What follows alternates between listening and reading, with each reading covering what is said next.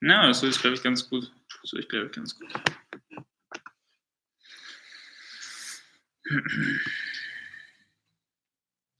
Yo. What is up? I hope we're live again. Let's start as usual with the quality check, in case there is any connection at all. Can you hear me? Can you see me? I only see the very nice frame and everything, and very nice sound. So I don't know how good the quality is, Let me know, please, down below. Let me know in the chat. Yes, we can. Quality good. Hear and see. Ya pastarles. That's what I want to hear. That's what I want to read.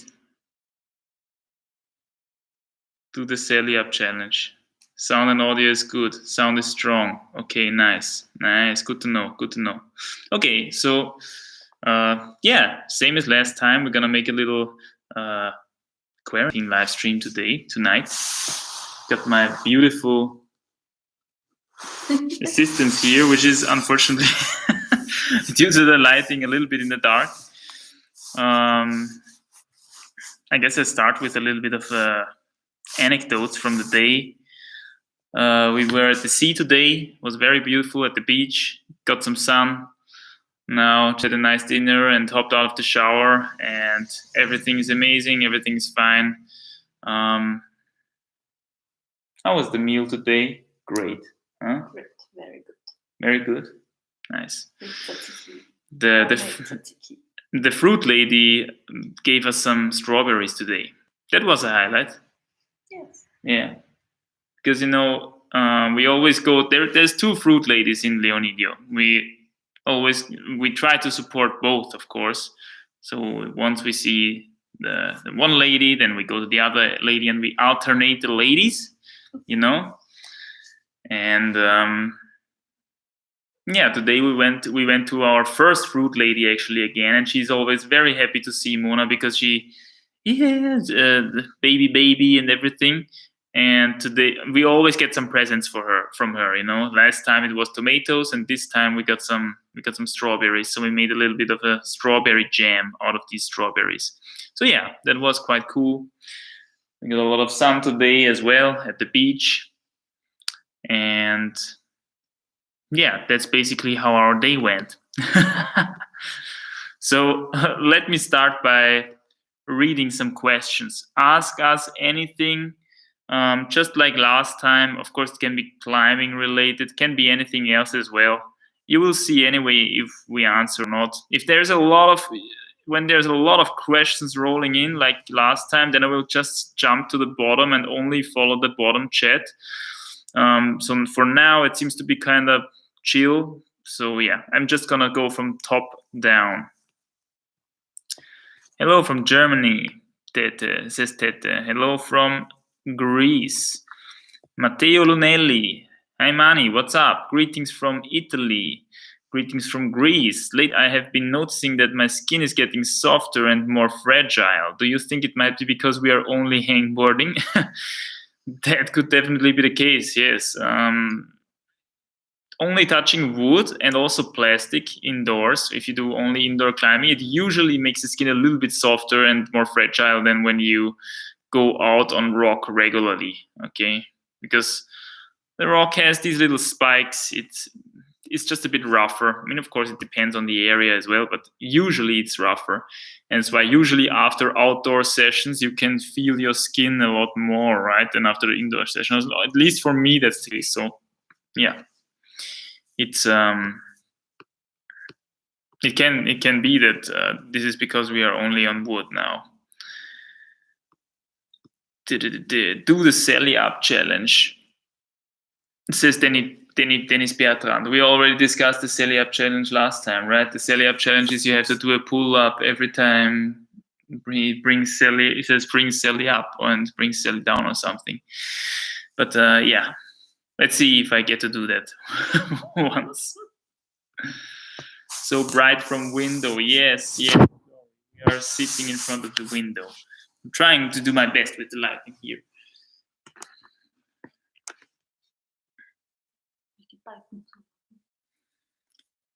Oh, there's a lot of questions rolling in now. Okay, where have I been? Tassos Mboptrosos says, yes, Manny, hello from Greece. Yo, a fellow Greek viewer here, Tikanis. Brandon Villatoro says, hardest grade, route climbing 8C+, boulder 8B. That's outdoor stuff, of course. I don't count indoor stuff anyway, so indoor stuff is, it's just for training. Close the curtains. Yeah, man, we don't have curtains here. That's the problem.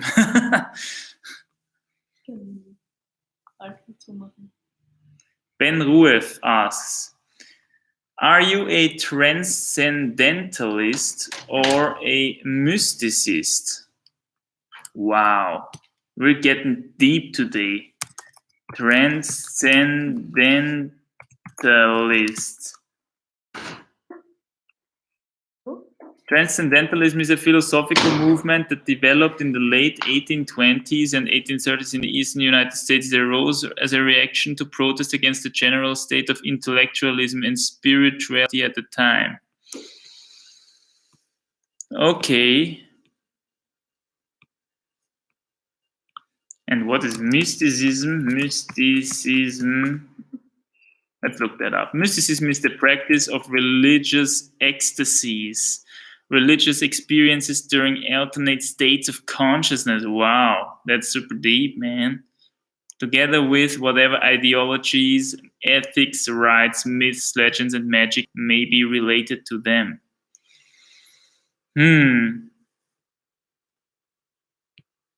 Man, that's a hard question. Transcendentalist or mysticist? She has no idea. I'm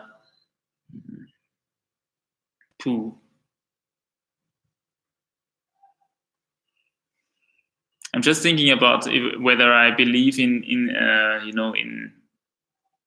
forces that we cannot understand and everything like that, because that I do actually. Even though I went through all this biology studying and stuff like that, there is something that we cannot grasp, obviously. And yeah, it has to be something that like nature religion, the religion. I don't really, maybe that's mysticism to me. I don't really think that the nature religions that we know of, which are exercised by different tribes and stuff like that, that they are actually religions in that sense, as we today feel religions should be, like Christianity and stuff like that. These mass-shaped forms of religion, so to say. I think religion is rather, or the nature religion as it should be, is rather a tool to live with your environment in harmony. And this is definitely something positive and something useful for humanity.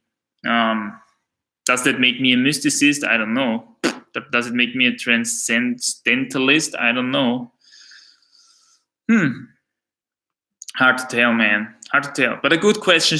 These are the kind of questions that are interesting, man. More of that stuff. Why not? Yatiochi, I would say. Adam Grant, what's your fingerboard training plan? At the moment, what I do is at max some max hangs. Okay, I just do some assisted one-armed pull-ups on a very, very small edge. And I do this 2 to 3 times a week. I would do it 2 to 3 times a week if I would get to it. But I would not recommend this for everybody. I would rather recommend doing something like repeaters for, let's say, a month, and then 2 weeks of just max hangs, okay, at different angles. Like, for example, 45 degree, 90 degree, and you get what I'm saying here, almost 180 degree, fully locked off. Like something like the Chris Webb Parson training program. I have a video on that, by the way. from back in the day. So yeah, that's what I would recommend for someone who is just not that close to his limit already, you know. Elias Ellingen asks, okay, chat jumping down, a lot of questions rolling in. If you want a question to pop out, by the way, you can always put a super chat. Just saying, no pressure, but that's an option as well. Hi from Germany. Have you tried tread climbing? What do you think about it? No, man, I have not tried tread climbing so far, although I would be interested in it. I could imagine that it's very interesting, the psychological aspect of it, you know. And also the technical knowledge of how to place gear and stuff like that and where to place it. It's just an additional factor of difficulty. Could be interesting at some point to try it out. At this point in time, I'm just fully focused of climbing, just purely climbing as hard as possible. So I don't do not branch out a lot yet. Okay, the maximum I branched out from my outdoor route climbing was outdoor bouldering, and that was really beneficial. But I did not do a lot of alpine climbing so far, although I did that, which was kind of a cool experience. And I also did not do a lot of tread climbing so far. Lykanthrop asks, was hältst du von Keto während der Corona-Zeit, um möglichst leicht zu sein für die Zeit danach? Dabei natürlich Hangboard und Co. LG aus Deutschland, Felix. What do you think about being in ketosis during the Corona time to be as light as possible afterwards? Well, that's an interesting strategy. To be very honest with you, I did not have the feeling that I was super light when I was in ketosis. Okay, just ketosis does not necessarily make you super light, and you have to be careful that when you get out of ketosis later on, that you don't get extra heavy afterwards. You know, because your body is then stashing all those carbs very efficiently. I don't know, man. Extended ketosis is questionable anyway. Okay, I don't think that we should be in ketosis 24/7. Ketosis itself can be an interesting state. Maybe some stuff is easier healed and easier progressed, so to say, in ketosis, which is suppressed when we have carbs available. But to go so far to say to lose weight, you can lose weight outside of ketosis as well, right? Ketosis is not necessary to lose weight, although it is the most convenient place to be probably to lose weight. The best way to lose weight is probably fasting anyway, okay? Just fast, refeed, fast, refeed. This is, of course, then very ketosis adapting as well and everything, right? So yeah, you could do it. Is it necessary? Not necessarily. Okay. Jake asks, do you think I could lose all gains because there are no ways I can train? I don't have a hangboard or anything. If you don't have anything, you could do still stretching and push-ups and core stuff and stuff like that, and leave your fingers and forearms completely alone. In the meantime, I have the feeling that it's better to rather rest completely or train completely. Okay, so this half-hearted kind of training with, it's much more beneficial, I have the feeling, to rest completely. And you can even rest completely for 1 month. Okay, it's not going to hurt you. In fact, once you come back, you will get such a boost. You will get back so quickly, and you will get probably a new fitness peak very quickly. Now, if the resting period extends to 2 months, 3 months, well, then it's kind of questionable. Okay, that's probably too much. Then you're just losing time. Of course, you can always get back from that as well. And I've heard stories from people who were really at their limit already when it comes to training. You know, they climbed for 10 years or something like that, never made a bigger rest. And then something forced them to take a bigger rest, maybe some sort of injury, some illness, or maybe family or a job or stuff like that. And they made a rest for 1 year or even 2 years. And then they came back, and all of a sudden they could climb stronger than ever before after 6 months or something like that. All right. Yeah. So it really seems like that the closer you get to your limit, the longer the rest periods can be that you're still profiting from, right? If you're super at the start, any time that you spend with the sport is going to profit you the most. If you're super at your limit already and you've gave it everything, the longer breaks are really beneficial, it seems to be, yeah, because the comeback period after that is so intense.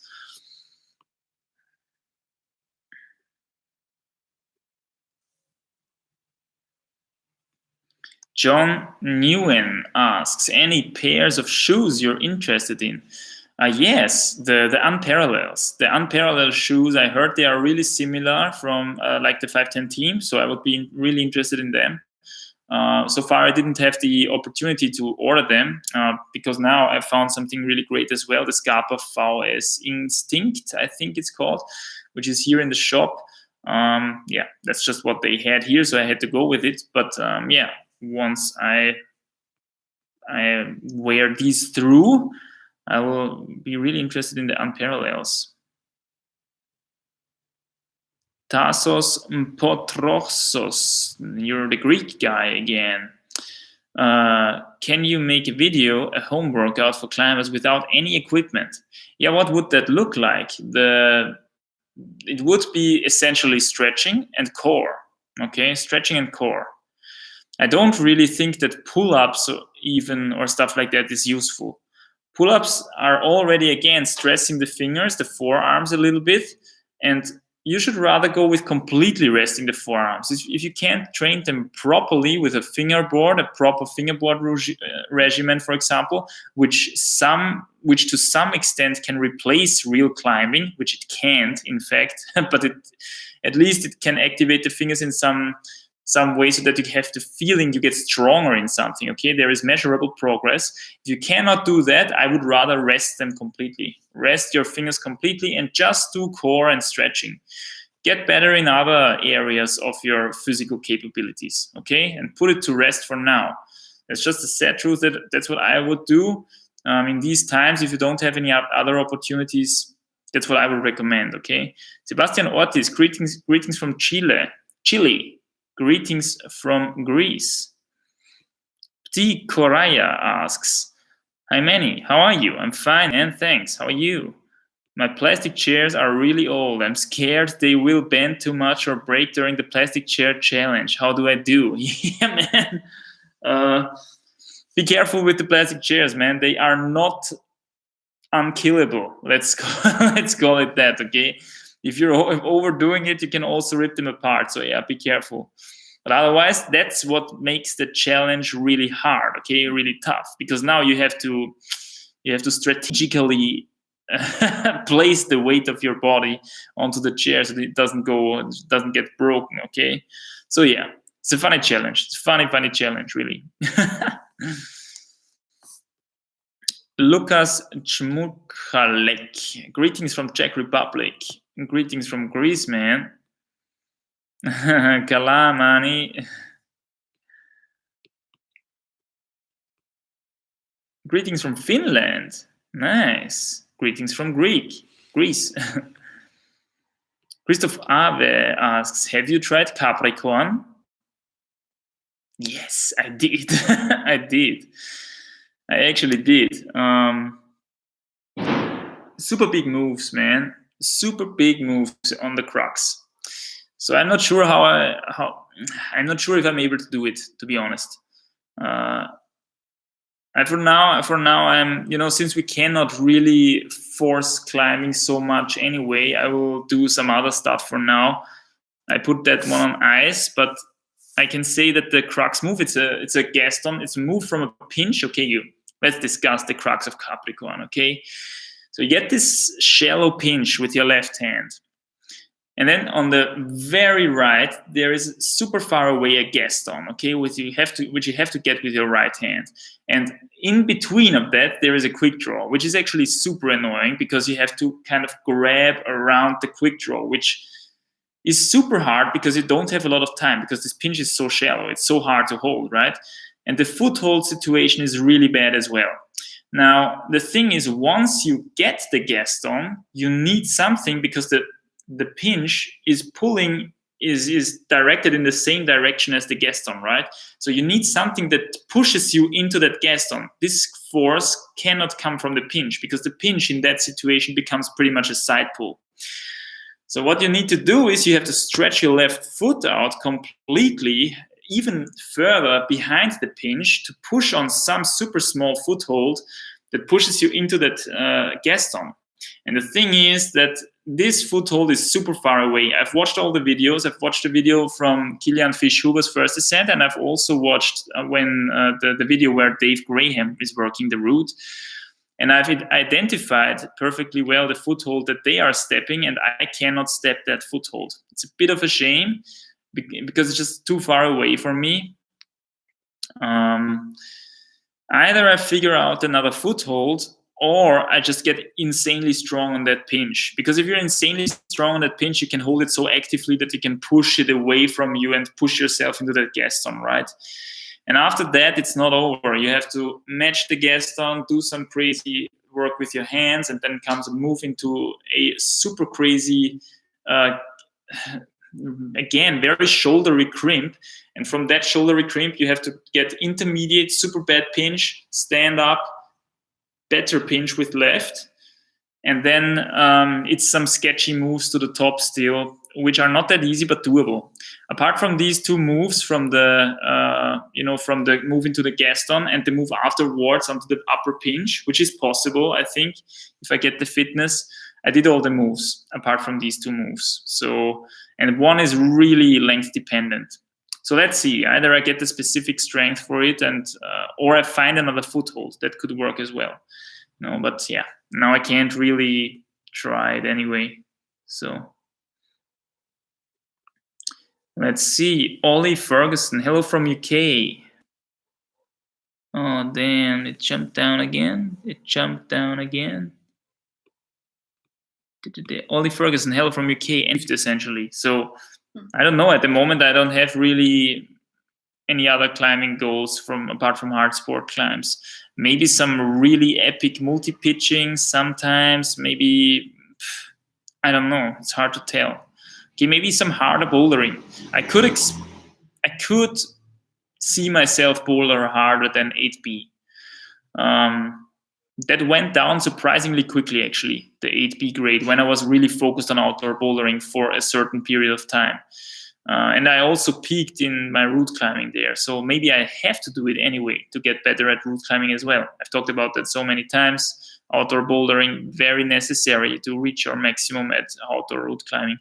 But anyway, yeah, harder bouldering maybe.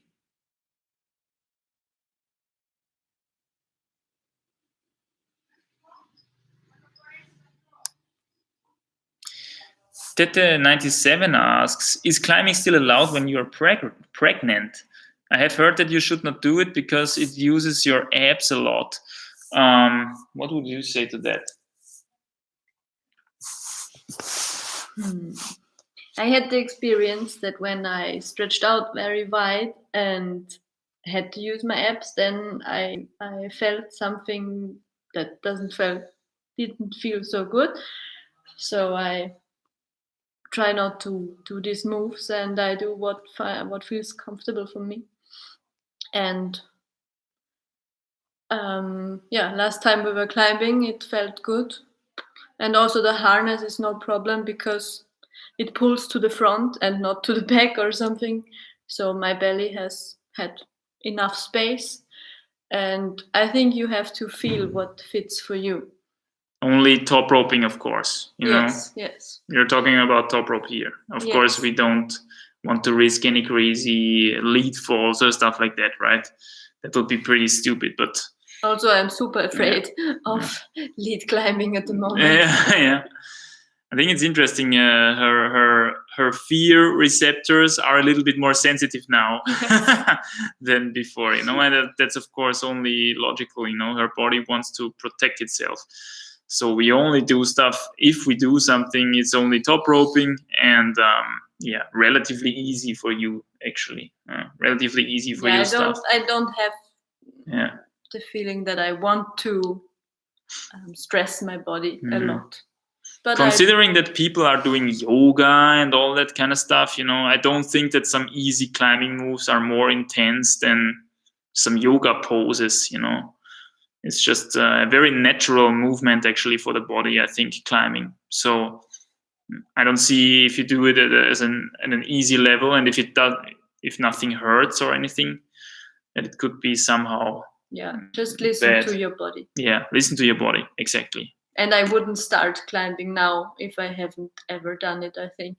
Yeah. But I know how to climb, and I know how the movements are, and so I'm used to it. And I think at some point you will not do it anymore, right? When it's getting too big and it's getting in the way too much, well then, of course, you can't do it anyway now. I just do what feels right.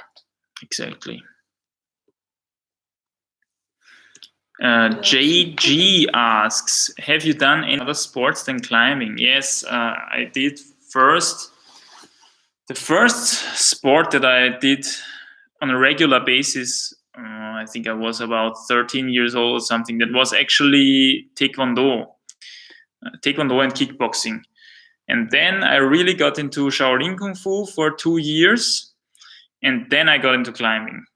So I was really on these, I don't know, these, what can you call it, the martial arts kind of thing. Okay, the martial arts kind of thing was really impressive for me back then, and I was really psyched by it, and that's what I wanted to do. So I did it for a couple of years, and then I discovered climbing during the time when I still did Shaolin Kung Fu, and it was very amazing because I could use all my flexibility, I could use the explosiveness and everything. Then I decided, okay, you want to get good at something, then you can't do everything, right? If you want to get good at something, then you can't do everything at a time. So you have to focus on one thing. And I decided that should be climbing, because it's not only the climbing, it's not only that climbing is so awesome, but also what surrounds this sport, right? That's the fact that you can travel and meet people and get out in nature, all that kind of stuff. It's really amazing. Matteo Lunelli, thanks for the answer, man. Got another one for you. Tell me, what is the best eating strategy for outdoor performance? Ha!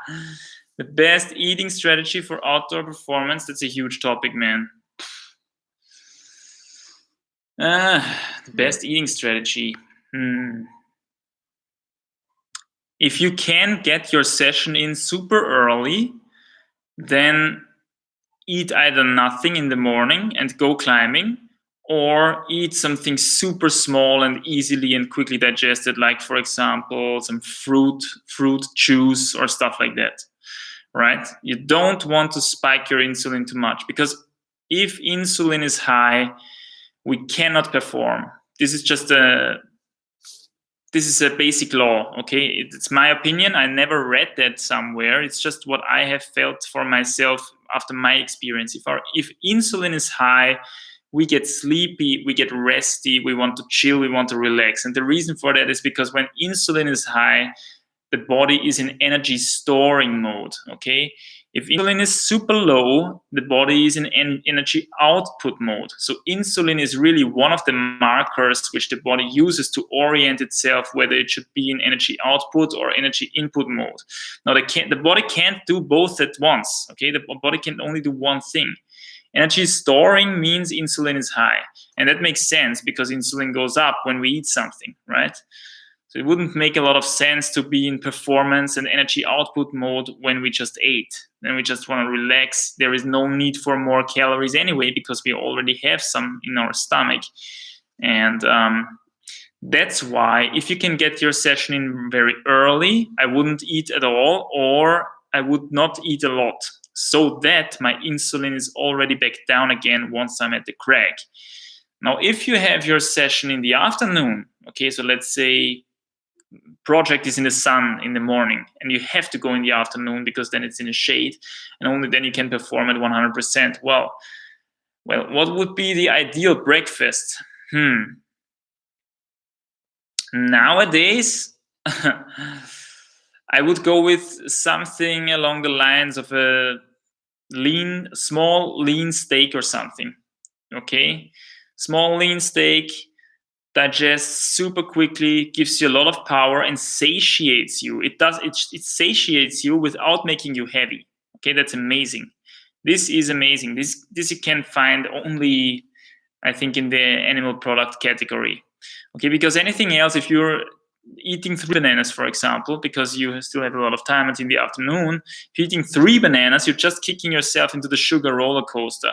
And you're spiking your insulin, you're spiking your blood sugar, then your insulin falls down again, blood sugar falls down again, so you have to eat again. And then you usually eat again and eat again and eat again. And once you're at the crack, you're already kind of stuffed and full. But still, you're still hungry, right? Because there wasn't really the nutrient density that would satiate you, okay? So with something like a small lean steak, you just satiate it. It's very, it's not very heavy. And then you can go to the crack right away. Maybe before you hit the crack, get some orange juice in or something. This is what I'm doing right now, because here the oranges are so amazing, right? So I'm boosting the heck out of oranges all the time. And this is something that I consume a little bit before a session or during a session, right? When I'm indoor training or also on outdoor stuff.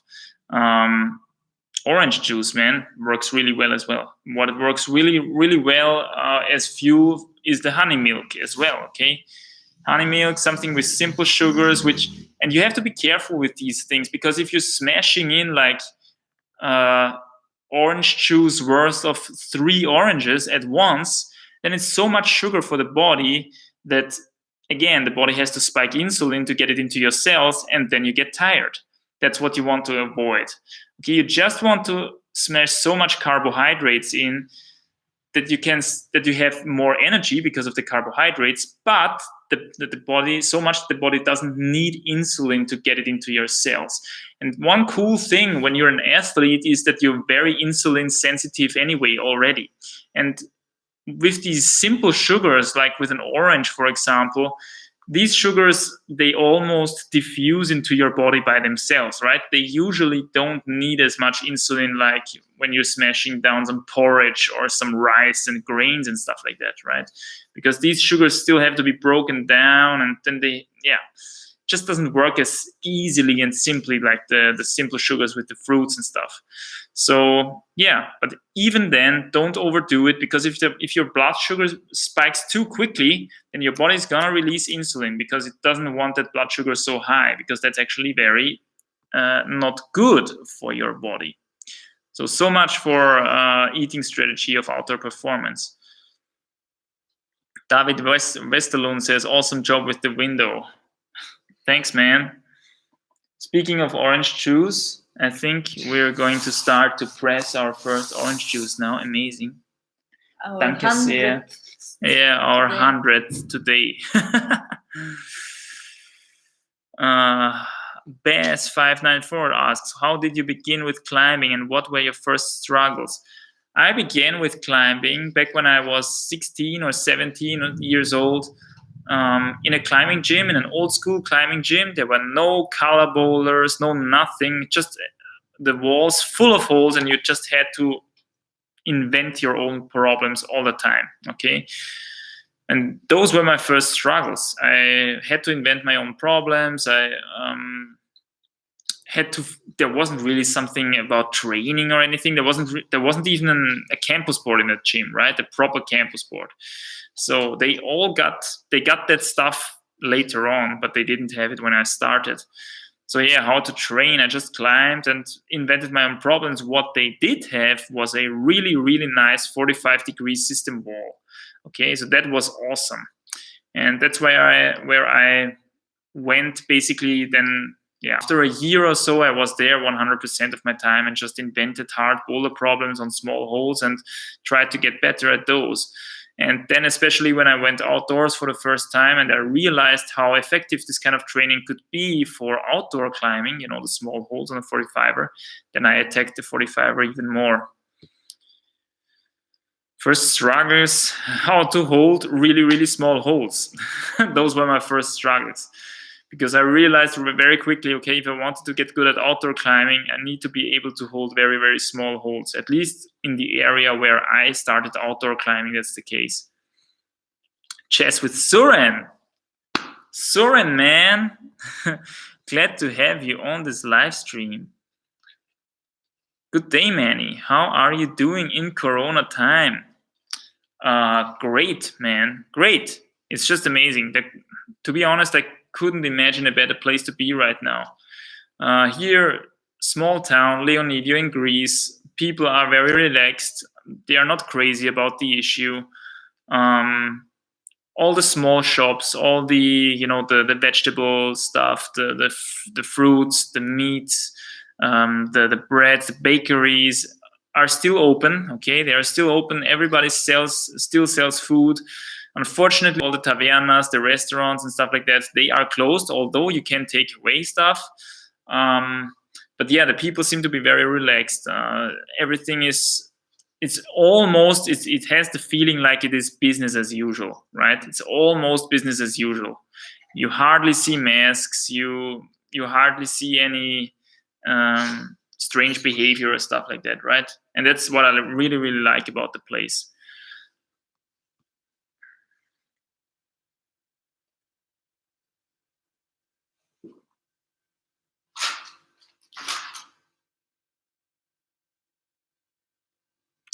So good, man. Danke sehr. Philip asks, do you do hypertrophy training at the start of a power training cycle? Obviously, you will gain weight doing that. Well, yes. I mean, the only place where you want hypertrophy is your forearms anyway, right? You don't want hypertrophy anywhere else as a climber. So that's not a lot of weight. It's not a lot of weight that you gain. Maybe a little bit, okay? But it's neglectable, I would say. Power training cycle, well, then you have to get it into explosiveness after that, right? You do first some hypertrophy with some repeaters or stuff like that, and then you would need explosiveness that you could do on a campus board. I don't think you would gain a lot of weight doing that. Kukalien Necken says, good tread routes in Finland. Want to come and try it out? Man, I'll be pleased to do that. Right now it's a bit hard to travel, but somewhere in the near, maybe not in the near future so much, but somewhere in the future, why not?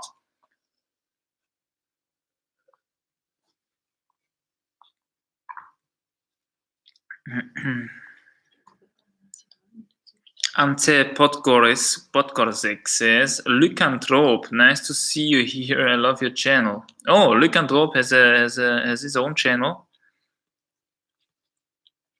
I didn't realize that. Albert Lunewitz, thanks for all the high quality answers from previous stream. I saw most of your uncut descents and I think you are moving slow as hell. Are you doing it for a purpose? Focus on precision? Man, you're right. I'm moving slow as hell.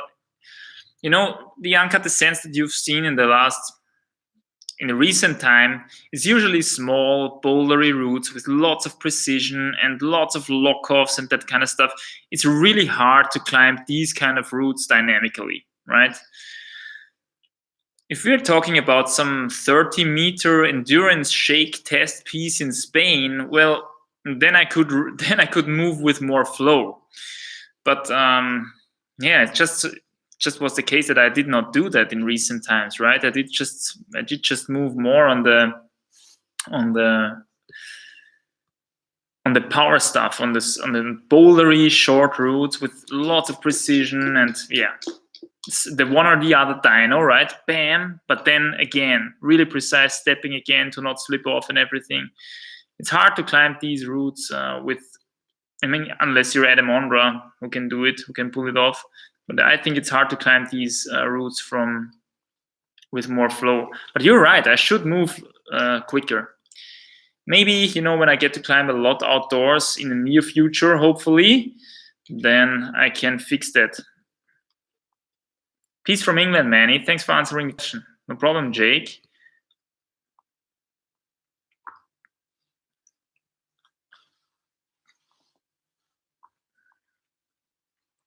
Freddy 94 asks, what do you think of 6 seconds on, 10 seconds off times 5 repeaters?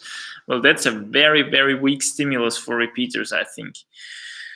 But if you have to do it, to do something because you are too weak for more intense repeaters, something like 7 seconds on, 3 seconds off, then it's better than nothing, right? So you gotta start somewhere. But I think that's a very, very low stimulus. Real repeaters that really pump the hell out of your forearms are somewhere along the lines of 6 seconds on, 4 seconds off, or if you're more advanced, 7 seconds on, 3 seconds off, 6 times, okay? So that you fulfill 1 whole minute. And then you should be super pumped, and then you should rest 2 to 3 minutes, depending on how adapted you are already, so that you start your next set of repeaters already a little bit pumped. And then you go with that until you completely roasted, okay? Completely roasted. Proper repeaters should completely roast your forearms, completely pump them up. If you can't achieve that with 7 seconds on and 3 seconds off, then make your edge smaller or get some bonus weight, okay? To get that stimulus in. Hannes, Servus aus Wien. Bin gerade am Hangboarden und dein Q&A ist die perfekte Motivation. Geilo. Viel Spaß, viel Erfolg. Grant Mason, how has your psyche for climbing waxed and waned over the years? Waxed and waned. What does that mean? Psyche waxed and waned. I gotta look up what wane means.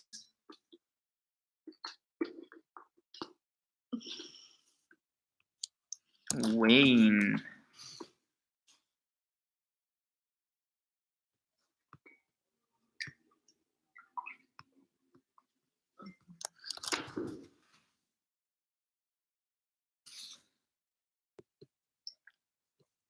Abnehmen, abflauen, schwinden. Ah, okay. So you mean the psyche got a little bit less? Is that true? A little bit, maybe. I mean, at the beginning, if you're new into something, you see, it's very easy to have just incredible psyche. Also, you're getting better really, really quickly, and that psychs you even more, right? So success events come really quickly, really frequently, and that's really motivating. That's really psyching, of course. Now, with time, though, you learn that not invincible, right? There is stuff out there that you just can't climb. I mean, you will learn that with time, either because it's just too hard, you just don't have the right body proportions, or whatever it may be, right? And this is kind of you have to fight through these events then, okay? Because maybe you want to break through that 8C grader or something, and then you find out, man, okay, I can't do this route because this move is too hard. I can't do this move. You're trying another route in the grade, and you can't this move because it's again too hard. And then it gets frustrating, right? Then it gets frustrating. Although you're already that good and that close to your personal limit,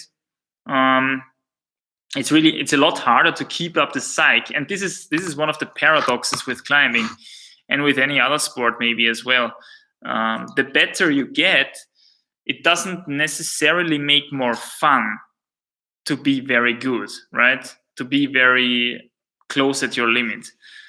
Although it's so much cooler and so much more amazing what you can do with your body at this state compared to when you started, your psyche is maybe a little bit less, because you arrived at a point where you have to say, okay, man, this is just as it seems my limit, and it can't get any further, right?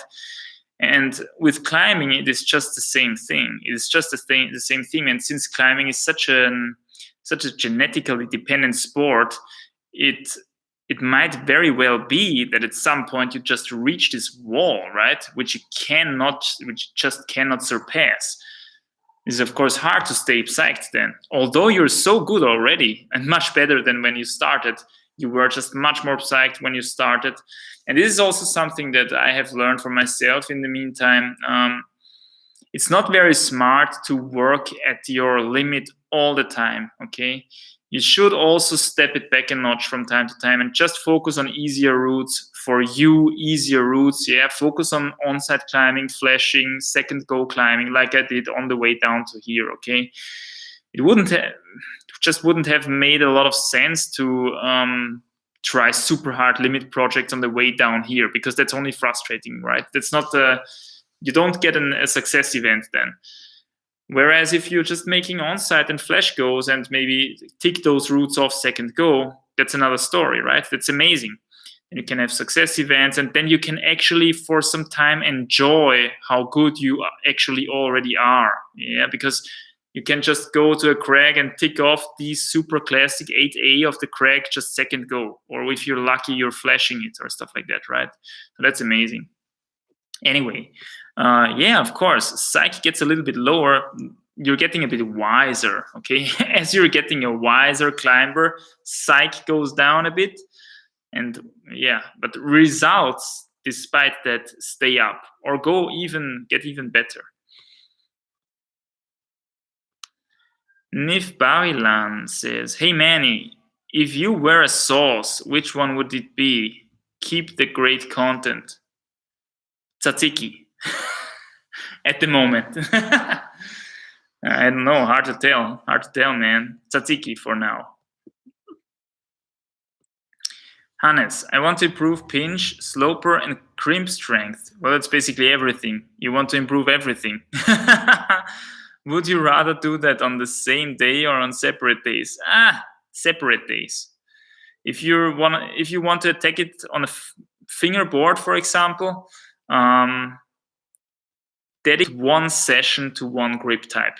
That's what I would do, right? Because then you're already weaker when you're starting the next, well, maybe the second or the third grip type or stuff. And that's not really nice. So you really want to have always 100% of your power available for the grip type that you want to train, and therefore you have to split up the sessions. So I would say split up the sessions. So you don't usually resole shoes? Yes, I do actually. I do try to resole my good pairs.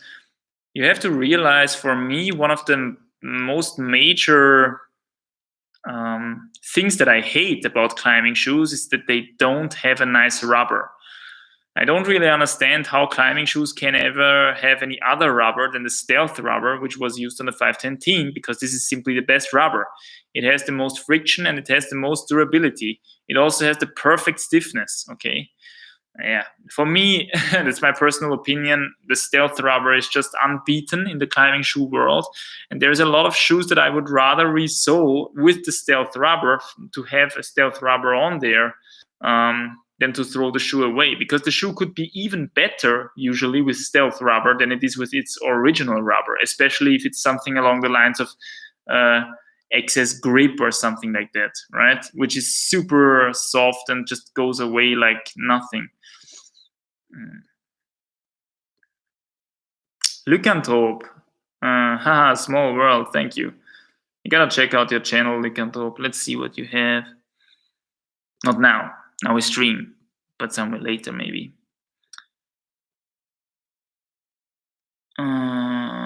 Poluxerium. Hello Manny, have you got an opinion on the new Scarpa booster? I heard that they went through 87 prototypes. Okay. Booster doesn't. Do you mean the Boostix maybe? Anyway, I have not heard about this and I haven't tried the shoe, so I can't really tell you how good it is, what's the weaknesses, what its strengths. Sorry, man.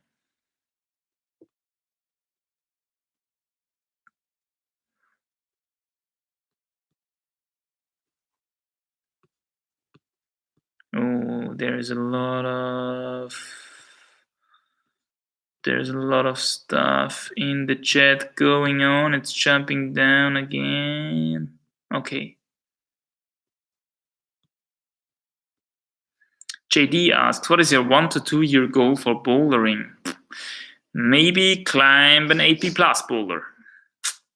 That would be awesome. But also reclimbing another 8B boulder or a couple of 8B boulders would be awesome, because that would mean that I'm in really good shape.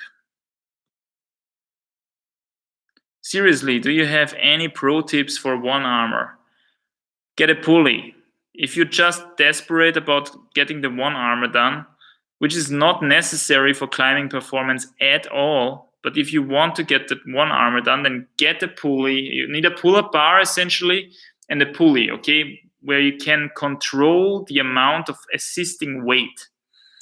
And then what you do is you train and train and train and make the assisting weight smaller and smaller and smaller. And at some point, you're gonna get it done, right? Unless you have super bad genetics, then it might be the case that you never get it done, or you're already too old, because then you're snapping your shoulder before you get it done, right? If you have these kind of limitations, it could well be that you never get it done. But if you have the potential to get it done, a pulley system with a controllable amount of assisting weight is going to help you the most. And then train 2 times a week, 3 times a week, very little repetitions per set, okay? Maximum 3 reps per set. Better 1 rep, okay? Just go for 1 rep as hard as you can. 3 to 4 minutes rest, maybe. Make both hands, and yeah, this way you can work yourself towards it. JD, also would you say you value your climbing performance more than the animal and environmental effects that come with eating meat again? Oh man, such a big topic. I would say I value health the most, okay? That's not correct as well. But because if I would value health the most, I would stop climbing at this level where I'm climbing at the moment. I try to value health and climbing performance equally, okay? That's what I'm trying to do at the moment. And I am very well aware that at some point I will probably have to value health more than climbing performance, because you have to realize one thing: climbing performance has nothing to do with health, okay? In fact, it is, in some aspects, it's rather the opposite, right? Climbing performance calls for being super lean and super thin and super, grinding your body weight, your body fat percentage as much down as possible. And this is not healthy at all, okay? This is the opposite of healthy. Climbing performance also calls for making a lot of meters, making a lot of mileage, okay? Getting super many routes done. Just so that you can get the experience of route reading, and that you can get a feeling for the grades and everything, all of which is not healthy at all, okay? Grinding through these many climbing meters, pumping this much lactic acid through your body, all that stuff is a stress, okay? This is a stress for your body, and it has nothing to do with health at all. Some of us are genetically more gifted than others to be able to break through these things, okay? But someone who climbs 9A, okay, I'm gonna make this statement: if someone is able to climb 9A, he already had to invest some of his lifetime to be able to reach that grade, okay? Because it's so freaking hard. Not even a guy with the best genetics got there without any training at all, okay, or without any grinding at all. And grinding your way up is not healthy. So it's the opposite of health. When it comes to climbing as well, a high carb, very plant-based diet, which I was doing for a long time as well, gets you super shredded and super lean, combined with a lot of exercise. This is a general rule that I can give you. If you want to get super lean, there is many ways to get lean, okay? You can fast, but you can also eat unlimited calories almost if you just eat no fat and only carbs and exercise the crap out of your body. Okay, if you do that, you're gonna burn the carbs off all the time. You're not eating any fat, so you can't really stash fat so well. And then you're grinding your body weight down, your body fat down, and you're going to be super chiseled. But is that healthy? No, of course not. Of course, it's a lot healthier to be sometimes in ketosis, okay, to run on clean, raw animal fats. That's what your body is made out of, okay? And also when it comes to eating, for our bodies, I think, this is just what I think at the moment, it is a bit easier to synthesize our body compounds from compounds which are very close to that already, rather than plants, for example, which are something completely different, right? This is the classic debate whether we are carnivores or are we frugivores or herbivores or stuff like that. Of course, we're not herbivores, man. This is complete BS. Although this is claimed from certain people, this is complete BS. Are we carnivores? Well, not really. Not obligate carnivores. We can survive, obviously, without animal products, without meat for a very long time. I did this myself, right? But this is not ideal. I have the opinion. I have the feeling now. I run a lot. I have the feeling that my body is now a lot healthier than it was back then when I was completely plant-based. Although I was leaner and I had really good climbing performance there as well.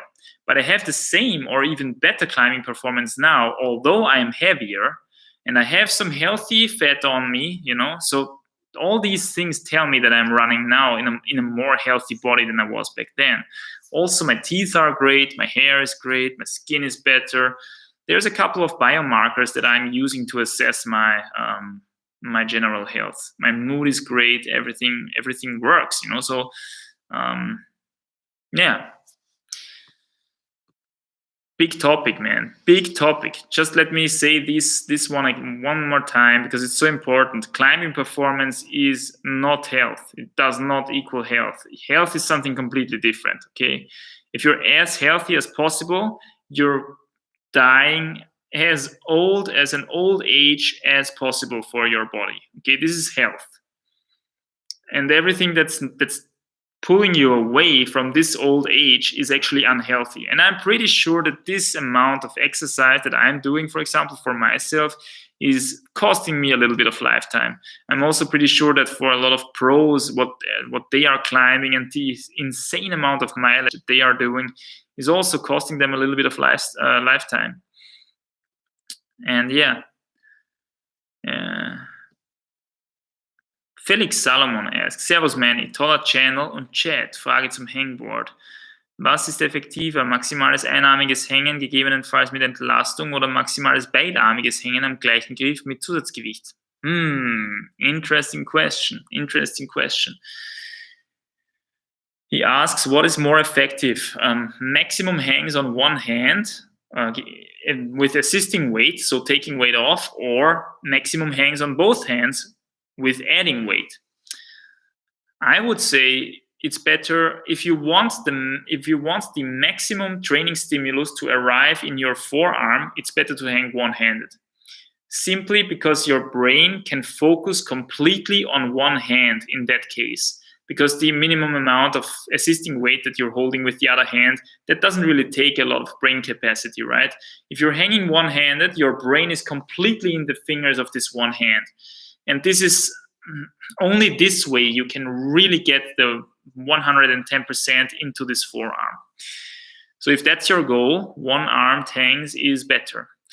If your goal is to have a bit of a mixture between maximum power and hypertrophy maybe, then the both-armed hang with bonus weight is better, probably.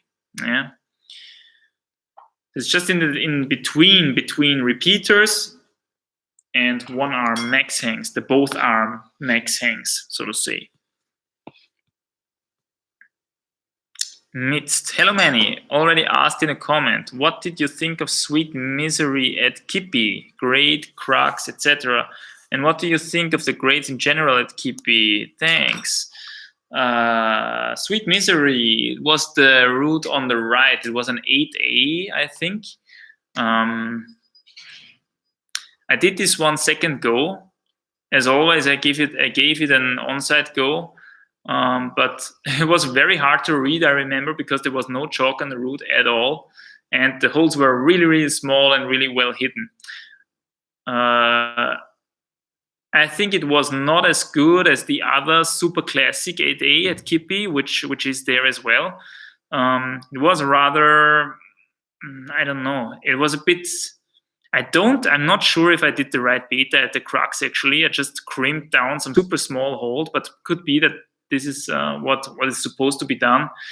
And then there is you can clip the anchor from a hold which is not really the top hold, right? You can make 2-3 more moves and jump to a nice top hold actually, and clip from there, which is what I did on the second go then. But yeah, other than that, it's a great route. I mean, I also like I usually also like the not so popular non-classics, which are not so good. But yeah, it's great climb as well. Great climb as well. Okay, let me see. Sweet misery, yeah. It's also usually. Thank you.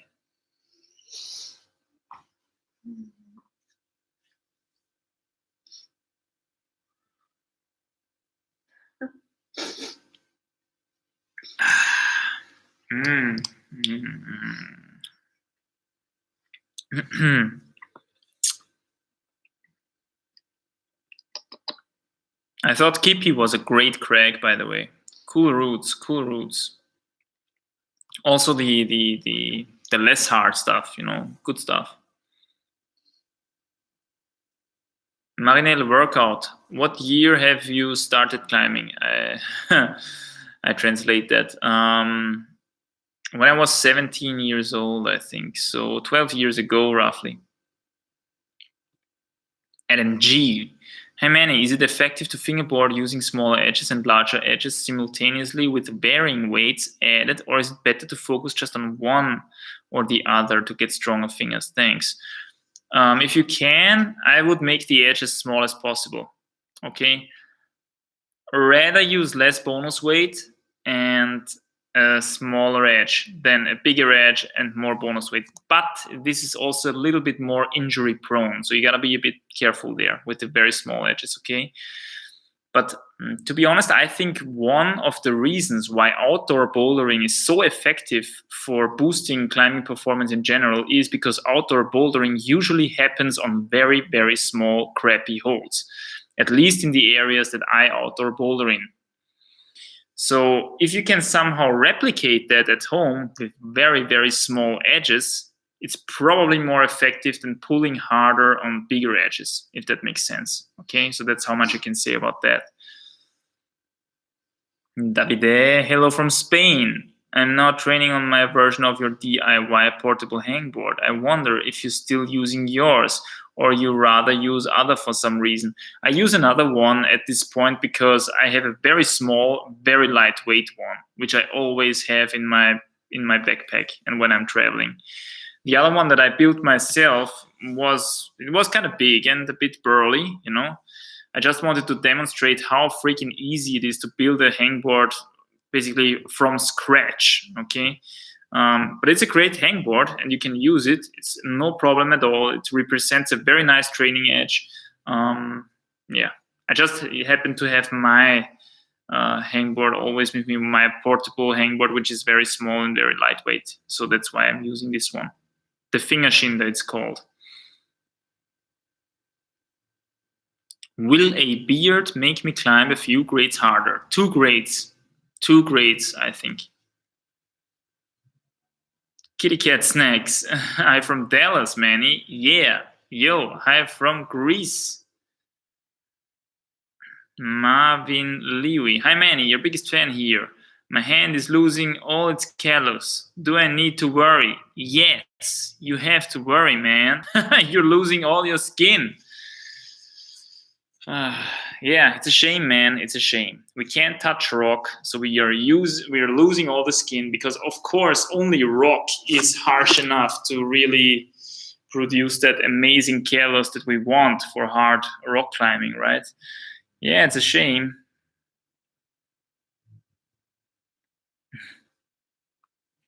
Nathan Nelson says, I can't find anything about this anywhere. What is the importance of flexibility in climbing progression? How flexible is flexible enough, and where do you find yourself utilizing flexibility? High stepping, okay? Being able to step super high footholds. This is where flexibility shines the most when it comes to climbing.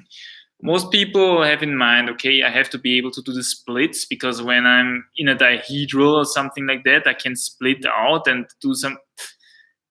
This does not occur in reality, okay? This almost never occurs in reality. What does occur, though, is high stepping.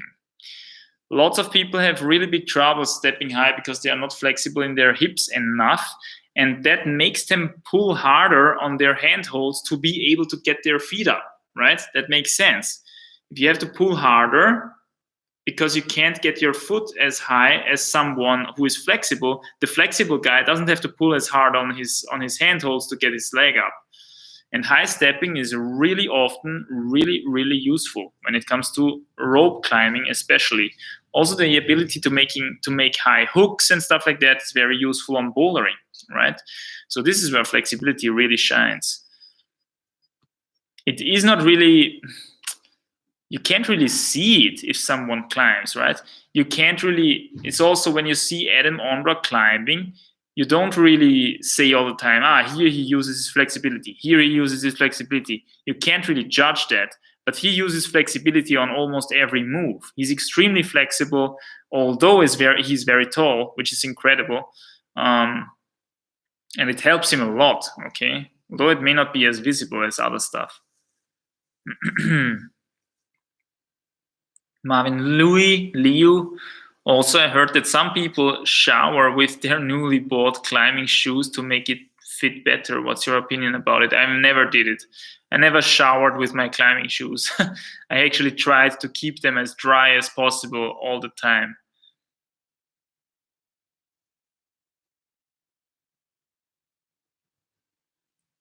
Michael Kotov says, "Hey Manny, nice to see you doing these live streams so often these days. Regards from the limestone climbing area of Poland. Greetings from Greece, man. Couple of Polish people here as well, actually, in Leonidio at the moment. Really cool." Dominic Istnet says, "I eat cereal and I drink one black coffee 1 hour to the crag, before the crag, I suppose. And no eating anymore till the first pause."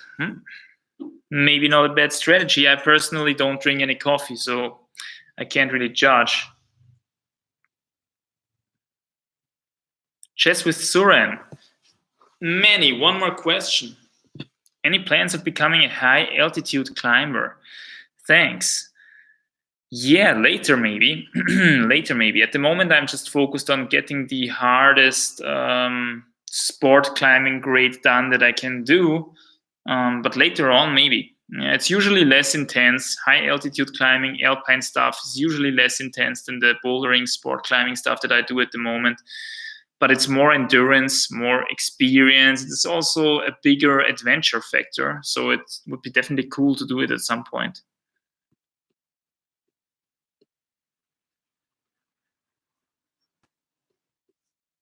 Damn. Jet is jumping down again.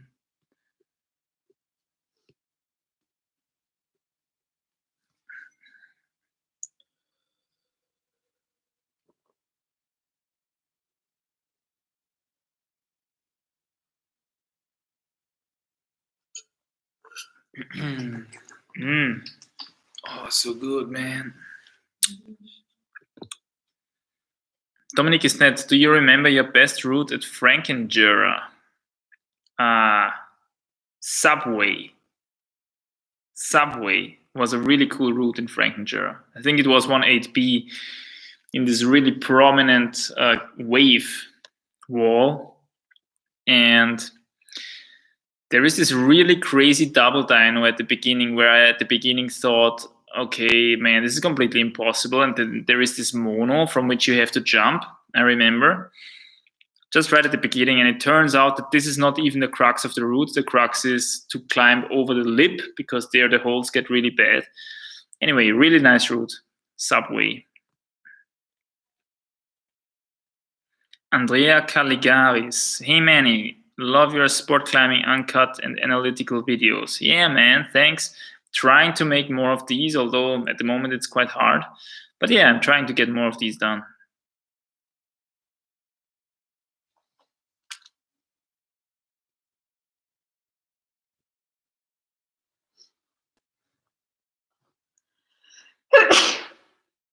Gesundheit. Danke. Oh no, Corona. No. Hey Manny, what's the best method to set problems on your home wall? Good question. If I would have a home wall, honestly, if I would have a home wall and a couple of holes lying in front of it and the wall would be completely blank, I would first test out, just set one single move and try if I'm able to do that. And if I'm able to do that, just increase the distance even more and even more until I'm not able to do that move anymore, that single move. And once I've set that one, set the next one. And then you have maybe 2 or 3 moves in the end, and that's just a really nice and super hard problem. That would be one strategy, I guess. Christian Devescovi, all the best, you two. You look so relaxed, mate. Good to see. Yeah, man. Just amazing here. Just amazing here. We got a lot of sun today, you have to know. We are pretty roasted, actually. Robin Romer. Hey, Manny. Hey, Robin. Favorite bouldering film and boulderers? Man, my favorite boulderer probably Clemens Loscott. Clem Loscott. Good old Clem Loscott. And the best bouldering film is where he boulders in Fontainebleau with a couple of dudes, and it's just super funny. It's just super funny. The Gumby Chronicles. Greetings from California. I've been watching your channel for a while and I appreciate your insights. Question, when the quarantine is over, any plans for coming out to J3 or Bishop?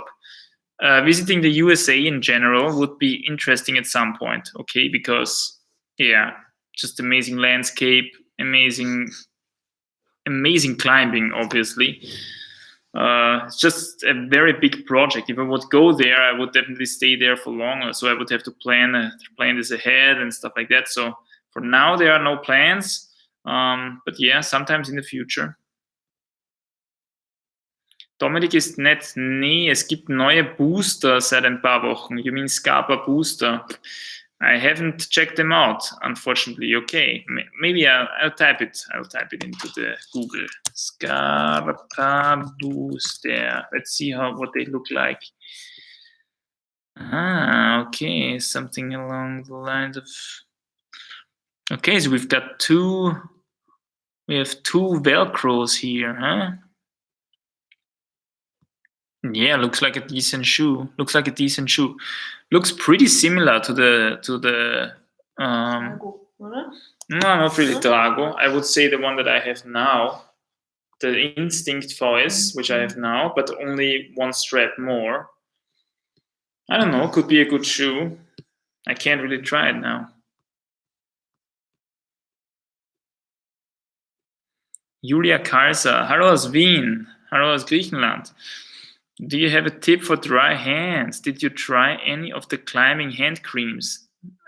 No. I tried Climb On once, years ago. The best treatment for dry skin, okay? Raw animal fat. Tallow, something like tallow, okay? You get maybe from sheep fat or from beef or stuff like that, okay? From not so much raw butter. Raw butter doesn't work, but any other raw animal fat, okay, that you can get, the tallow essentially. I don't know the word in English. This is the best treatment for dry skin by far, and it's also the cheapest. Okay, it's the cheapest and it's the best, but it's very hard to make money with this kind of stuff, right? So you won't see that in any shop. I've talked about this before. Just try it out. You will see. It's amazing.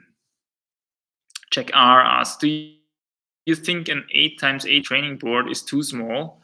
Spray wall style 45 degrees. 8 feet times 8 feet, or what?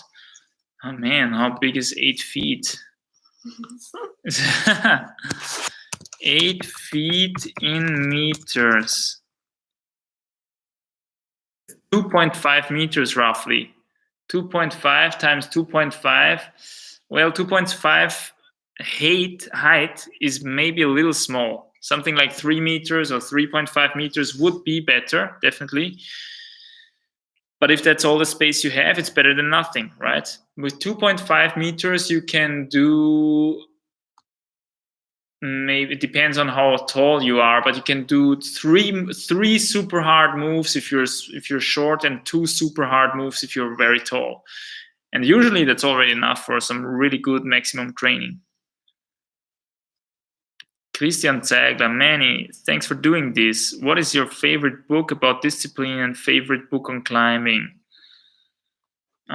Discipline, I don't know. Favorite book on climbing, definitely 9 out of 10 climbers make the same mistakes, by Dave McLeod, who has a YouTube channel here on as well, by the way. Dave McLeod, 9 out of 10 climbers do the same mistakes. Really recommend that read, because it's very honest and to the point and very straightforward. A lot of truth in that book about the sport.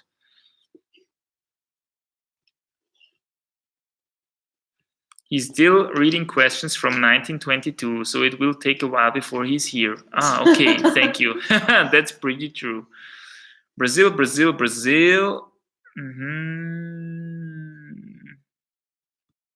Claudia Osuch asks, hi Mane, gibt es Situationen beim Klettern, wo du Angst hast, und wie meisterst du sie? Beziehungsweise was hilft dir bei Sturzangst, oder welche Techniken gibt es beim Klettern, wenn die Angst auftritt? Okay, so how to treat fear when climbing. The best way probably to treat fear of falling, is make a fall training. Talked about that previously. With your partner, okay, the one that you actually climbed the most with, make this kind of fall training. Your partner has to learn how to belay you dynamically, and then you just fall into a quick draw over and over again, with increasing the distance, okay, increasing the falling height, and then you will finally somehow get a bit more rid of the fear of falling, okay? I made a video about how to belay dynamically. It's a really good video, really recommend it. And I also made a video about a fall training. So it's the most effective way to get rid of it, okay? Are there still situations where I have fear of falling? Yes, of course. When you're on-sighting, usually, because it's just new terrain, maybe the bolts are spaced apart a bit more, then there is sometimes the factor that you have to risk a bit more, right, when you're on-sighting, because you don't really know how good the next hole will be. And then you will maybe take a bigger whipper, a whipper that you haven't took before, because you're on-sighting, right? You're for the first time on that route. So you don't really have the full... you don't have it fully ingrained in your brain that this fall will be no problem yet. But then you will do it once, and then you will usually learn, okay, it's no problem. But anyway, with on-sighting, this comes to my mind. I still have sometimes this fear of falling off when on-sighting, because, yeah, it's just a new terrain, right? You haven't made the fall before, so you can't really be 100% sure that nothing bad's going to happen. That's why one really important on-site strategy is to look from ground up where the bolts are, and then to make sure for yourself that when you visualize yourself there, falling would be no problem from there, right? Usually it looks much more dangerous when you're on the route and looking down, compared to when you're standing on the ground and looking up. And this is what you have to keep in mind. Yeah, don't be surprised by how scary it looks once you're on the route. And then you can also risk a bit more when on-sighting. But of course, you cannot really risk too much, right? You want to stay safe, essentially, as well. Oh, I think we're getting some new orange juice in a second. Thank you very much.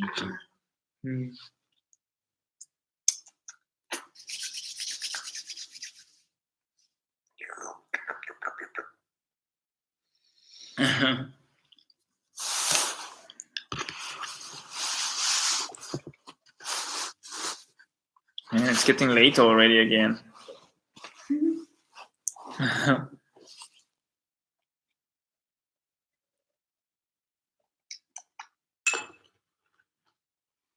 Philip, I asked about hypertrophy training earlier. I didn't mean finger hypertrophy. I mean upper body hypertrophy, which made me gain 4 kilograms in 4 weeks. Not bad. But how is this related to climbing? When we are climbers, we want to be as light as possible on the upper body. All the weight needs to be concentrated in our forearms as climbers, okay? Otherwise, we're stick figures. Only big forearms, only big forearms. Ideally, of course, that's hugely genetically dependent, as you all know. Chris Jasper, will you try any other types of climbing? Multi-pitch, tread climbing, big wall, or stick to sport and boulder? For now, I will stick to sport and boulder. Later on, maybe some other stuff as well. Hey Manny, what do you think about Eva Lopez progression, transgression, fingerboard? I think that's the one with the multiple edges, right? And they're getting a little bit bigger towards the top. Is it necessary? I don't know. You can hangboard also on something that's a lot simpler, right? Just a small edge, just one 20 millimeter edge and one 10 millimeter edge. That's all I would care about. More is not necessary for me personally at this given point in time.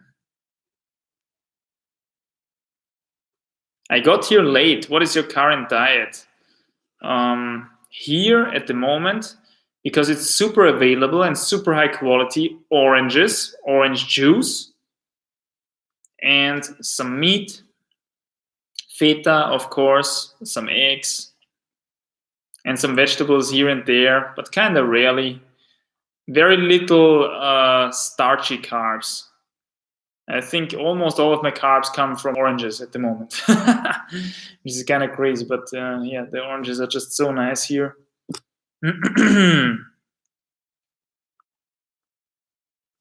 Should you still do repeaters if you are a boulderer? Chili Jet asks. Yes, why not? Actually, repeaters could be a really cool balancing out training for a boulderer, because when you're bouldering, you're usually getting the max finger power stimulus in anyway, if you're doing bouldering at your limits, that is. And repeaters are more comparable to route climbing, actually, you know, hanging on to something for 7 seconds. Usually you don't do that when you boulder, but if you're, let's say you arrive at a clipping hold, you have to hold that hold for 7 seconds, get the quick draw in, get the rope into the quick draw. That takes some seconds, so it's more comparable to rope climbing, I think. So if you're a boulderer, it could be a good additional, you know, it could be balancing out pretty nicely, actually, bouldering and repeaters.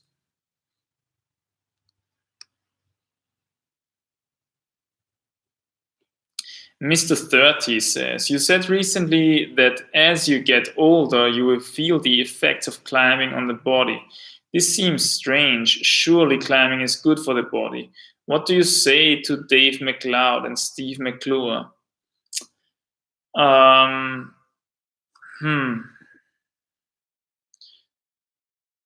old is Dave McLeod? I think he's in his 50s, right? Steve McClure, I don't know, to be honest, his age. With anybody that does extreme sports for a prolonged period of time at his limit, his personal genetically determined, starting age determined limit, it's gonna cost you a lifetime, man. That's just the way it is. You're just burning so many additional calories that you otherwise would not have to burn, that the negative effects on the body that come with that, you know, all the oxidative stress, all the damage, the effort of repairing that damage is just so much greater compared to someone who is just doing as much physical exercise as is in the healthy range, right? Which is probably a lot less than we think. So yes, of course. I mean, I say to them the same thing. I say it to myself as well. It just costs a bit of lifetime. The thing is, do you want to sit on the couch all the time and therefore have the longest possible life? That's not fun, right? That's not exciting as well. So you want to find the balance here, of course. But being addicted, it's like an addiction, really. Being addicted to extreme sports, being addicted to the adrenaline that comes with it and all that kind of stuff. Do you really think that's healthy long term? It's not really. It just costs a bit of lifetime, man. That's just the way it is. We invest a bit of lifetime to have these amazing kicks, to have this amazing feeling, to be able to climb a super thin wall. We have nothing to lose on such a thin wall, man. Humans should not be there, right? Humans are walkers. We are at max, we are runners. And running extreme distances and stuff like that is also not healthy, just to make that clear right away. The amount of physical exercise that keeps us as healthy as possible is probably very little, in fact. And things like diet and stuff like that play a much bigger role, in my opinion.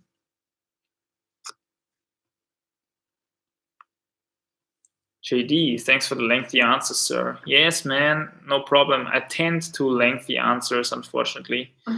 That's why that's why my voice cords are already ripping apart again.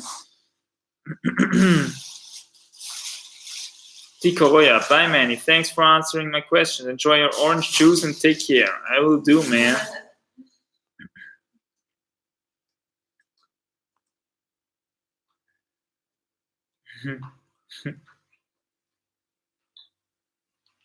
Hannes, how much attention do you give to the different grip types in your finger strength training? How often do you train grip strength? 2 to 3 times a week. How much attention do I give to different grip types? At the moment, I only train half crimp. The half crimp is all I train. The half crimp is all I train. There was a time when I trained pinches because I had a really pinchy project, but other than that, half crimp, man.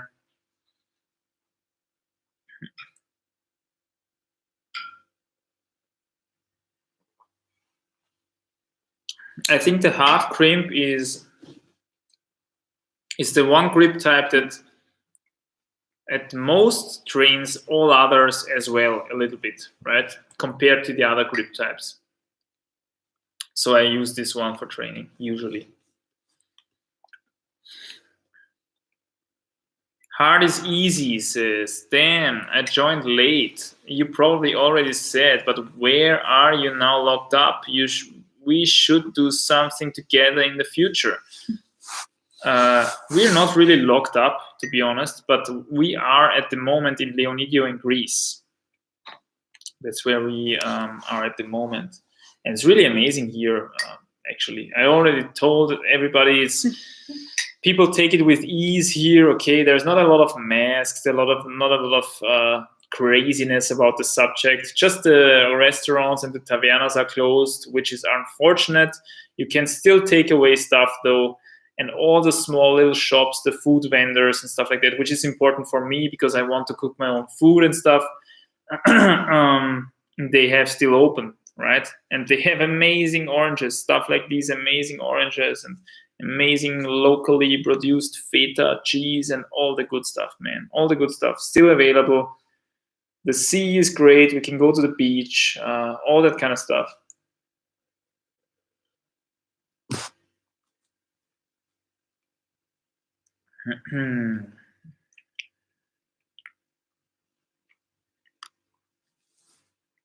Joao Grandi says, what was the most enjoyable route that you ever did in your life? I think my first ever 8A was just an amazing feeling. I never felt so great when topping out a route. It was a route called die Hängenden Gärten der Semiramis in the Adlitzkleben, which is a climbing area about 1 hour and 20 minutes to the south of Vienna. In a really cool area, actually. It's a really wild, rural place. There is also nearby is the Hörntal, It's just amazing nature, with an amazing river down there, the Schwarza. It's just a great landscape in general. And there is this limestone, this really freaky limestone, which just looks so unclimbable from the bottom.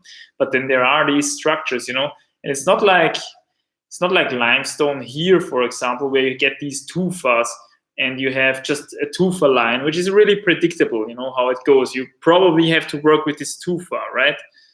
You're looking from ground up, this white limestone. It's a completely different kind of limestone there. And you don't see the holes at all from the bottom. You just think that's a blank wall, essentially. And but then it's somehow possible. And if you would remove one hole, it would be completely impossible all of a sudden and stuff like that.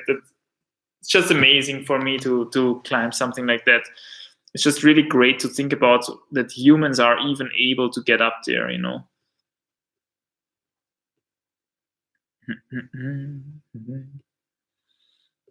Damn, there is so much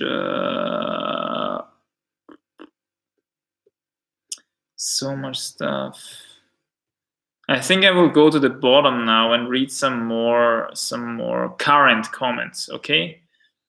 First of all, are you scared of Corona? No. No. McLeod is 41 and McClure is 49. They are young pups. Okay. Wow. 41? I didn't expect that, to be honest.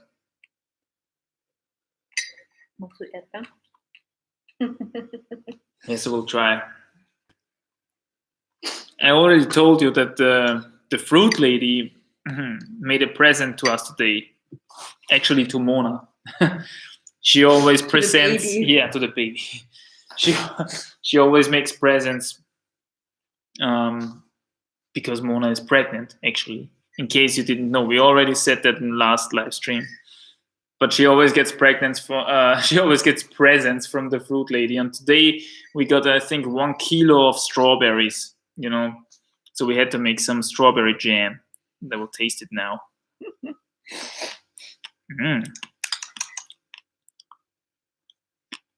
Juga. It's really good.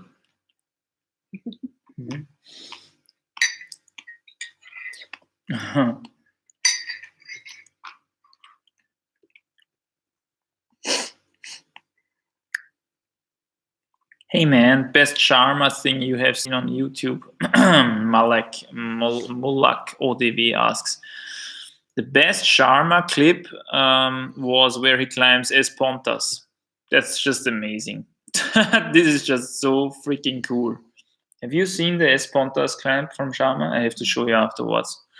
It's one of the best climbing clips ever. And the perspective from where he was filmed and everything is just perfect. It looks like a Greek hero ascending some sort of titan or something above the ocean. It's just amazing. It looks really epic.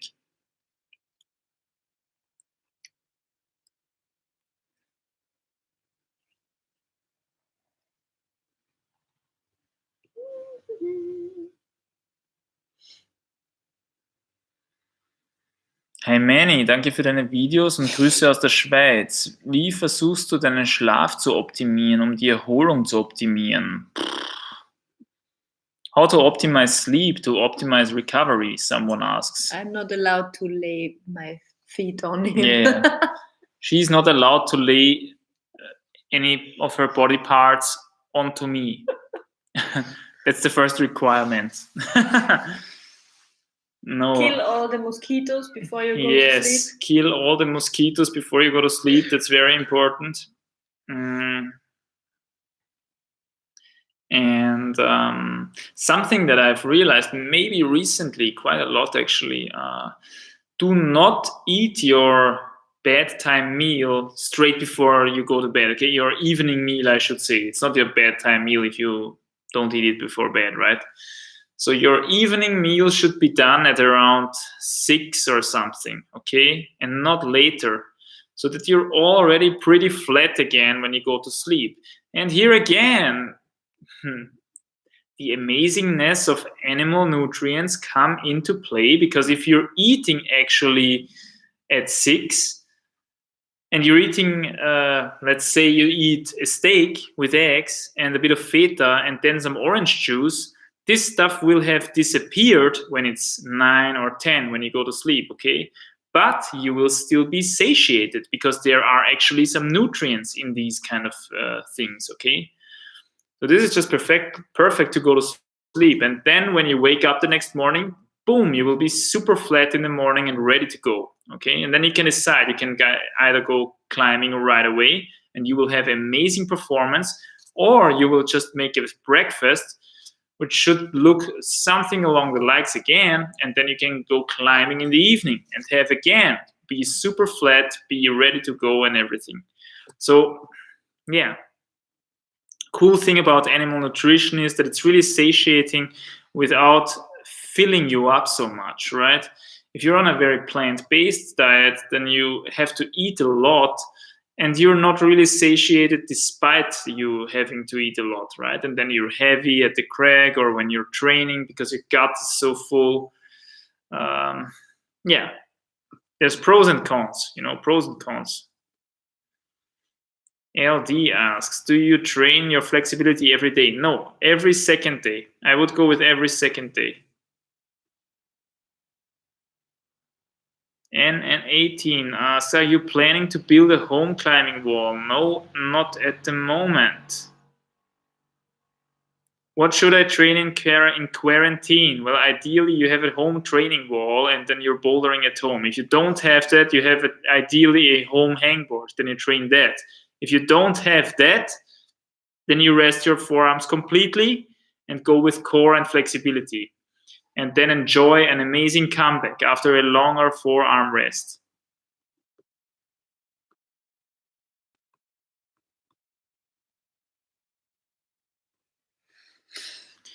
Tutsfim, hey man and Mona, congrats with the baby. Thanks. That's very nice. Espontas is the best vid ever. That's freaking true, Steven. That is true.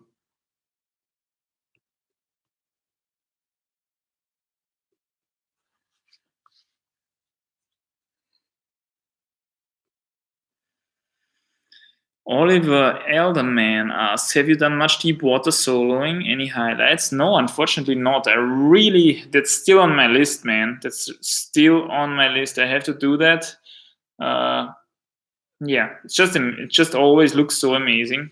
But yeah, I couldn't find the opportunity so far to do it. That's a shame, actually. We have to go to deep water solo spots at some point. Would be fun, I think. Mm-hmm.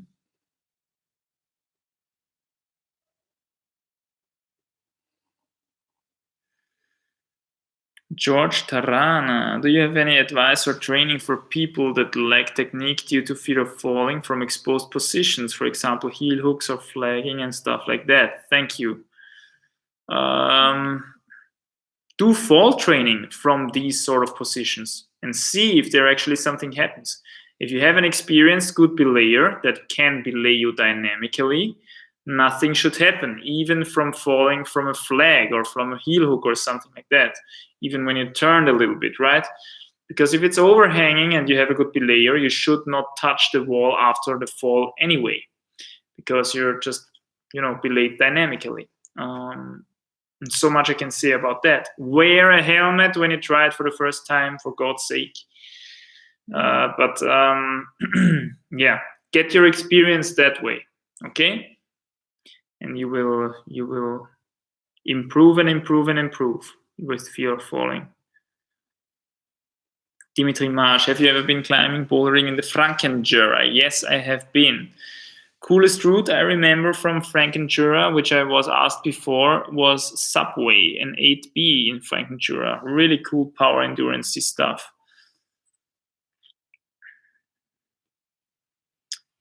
Hoi Mani, warst schon einmal in Südtirol, genau zu sein, in Landro klettern? Grüße aus Südtirol. Yes, I was in South Tyrol climbing. Where have I been? I think around Meran. Meran is Südtirol, right? Meran is Südtirol. In Meran, there is this boulder area. What was it called? Argund or something, maybe? I think there I was bouldering. Other than that, I don't really know anything from Südtirol. Unfortunately, I heard there's good stuff there.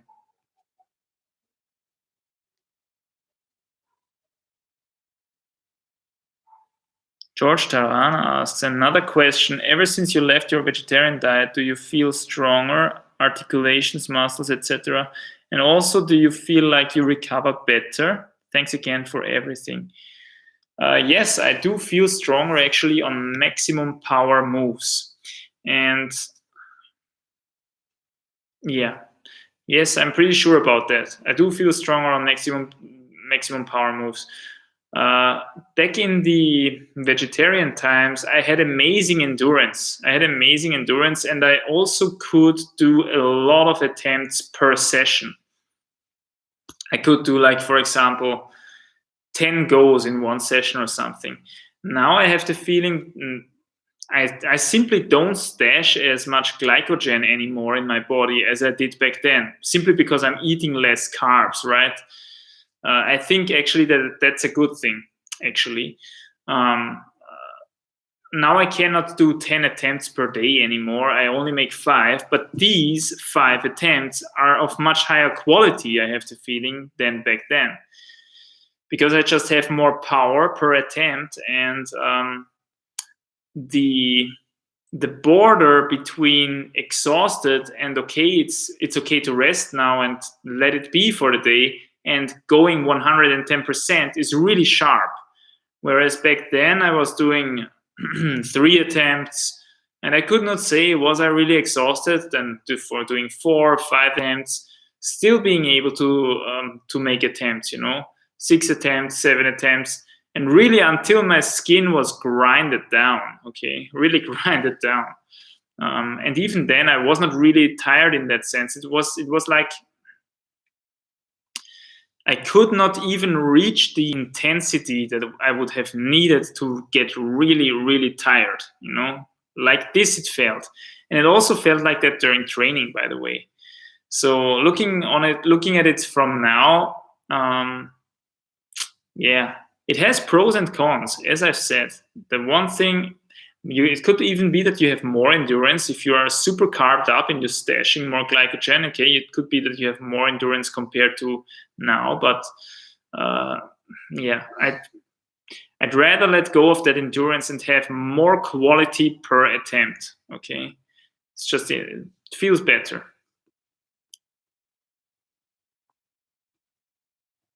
Argund, yes, Matteo Lonelli, absolutely, Argund.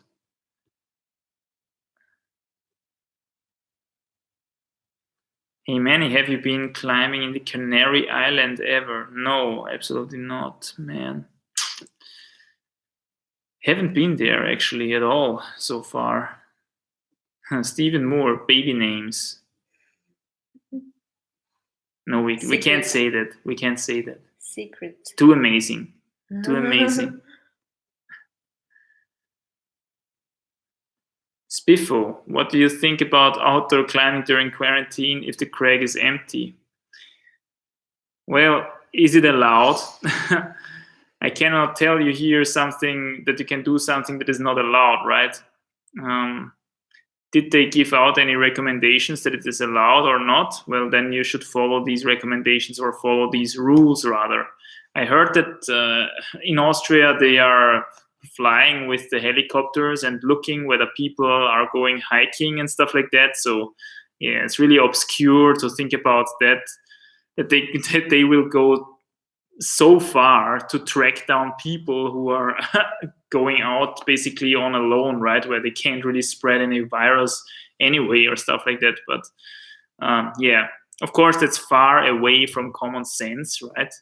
I'm a person that applies usually common sense when it comes to all things, so you can expect my answer to this question, but of course I cannot tell you here's something that is not allowed.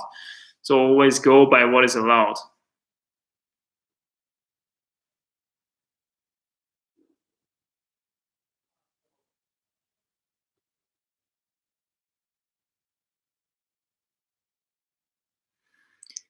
the Jimmy Webb ascent.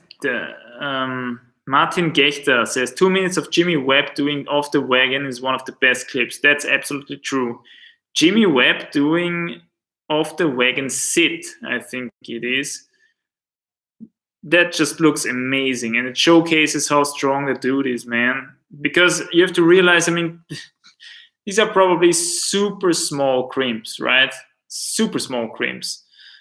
And the guy is huge, man. The guy is a tall guy. Otherwise, he wouldn't even be able to do this first move of off the wagon sit, right? And he's so precisely hitting it, bam, and crimping it down. So yeah, that's really amazing to watch. Really good clip. That's true.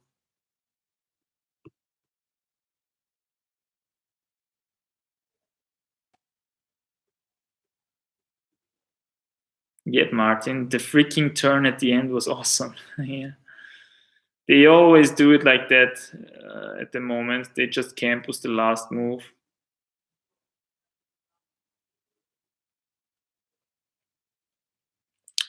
Spiffo, if you don't have a hangboard at home and you're relatively short and light, you can use the ridge at the top of most door frames. Absolutely, if it's stable enough. Just be careful not to pull the frame out of the wall. Absolutely, yeah. Hangboarding can be so simple. You don't need to get super complex at all. Okay, just get something for supporting yourself. You know, like a broom or something could be enough already to push yourself up, and a really bad edge, and do some hangs. Unknown Boulder. Hey, are you ever planning to do a Eastern European climbing trip? Some of the beaten track kind of climbing. Some off the beaten track kind of climbing. Usually I really like the off the beaten track kind of stuff. So yes, maybe I'll do. I just don't know if there's a lot of climbing, a lot of outdoor climbing, at least in Eastern Europe. But hey, recommend some areas to me now here in the chat. That would be awesome. Lotfi Messaoudi. Did you supplement creatine before when on plant-based diet? Maybe it's that gave you the additional strength when on meat. No, I did never supplement on creatine. And yes, I have been thinking about the same thing already. Definitely creatine is a thing that's very effective, and I still don't supplement it, but you can even feel the effects of creatine from different cuts of meat, right? Different cuts of meat contain different densities of creatine, let's call it that. And you can also taste it. You can even taste it. It has a certain salty, umami-like taste. And after some cuts of meat, you just can feel how this kind of power goes into your muscles, and your muscles also swell up a little bit. And after these cuts of meat, you just have epic max power. Okay, you can feel it on the wall. And after other different cuts of meat, that is less of an effect there. Okay, that is less the case. So yes, creatine is definitely a thing. I can understand why people supplement it, but I personally wouldn't do it because, yeah, you can get it naturally, first of all. And second of all, it also, if you supplement it, I think you get so satiated with it that you get so heavy because it's a salt, right? And then you also need to drink a lot of water, and yeah, you swell up too much for the climbing purpose, I think, which is to be as light as possible at the same time, right? So yeah.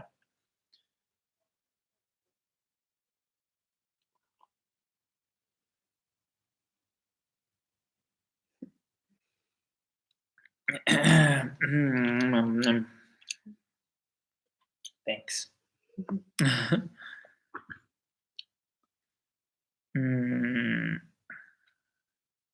Jill Callens asks, have you ever climbed in Belgium? No.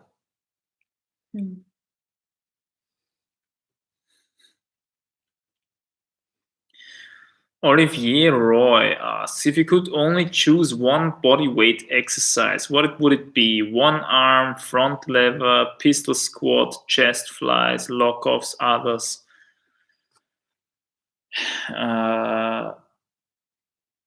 You mean to train that for climbing performance? Then I would probably go with the handstand press. Okay, the handstand press. If you would mean it would just be cool to be able to do this body weight exercise, then I would go with the planche. Okay, the planche is just amazing because it just looks so cool. But in terms of what is beneficial for climbing performance, I would go with the handstand press, because it's just such an amazing antagonist workout, and it also is very good for the body strength.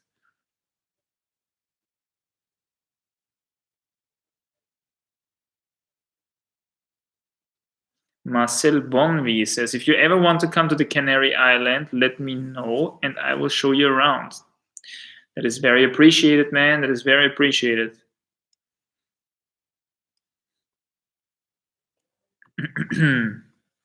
The first pitch you led outside. Man, I don't remember anymore. I don't remember.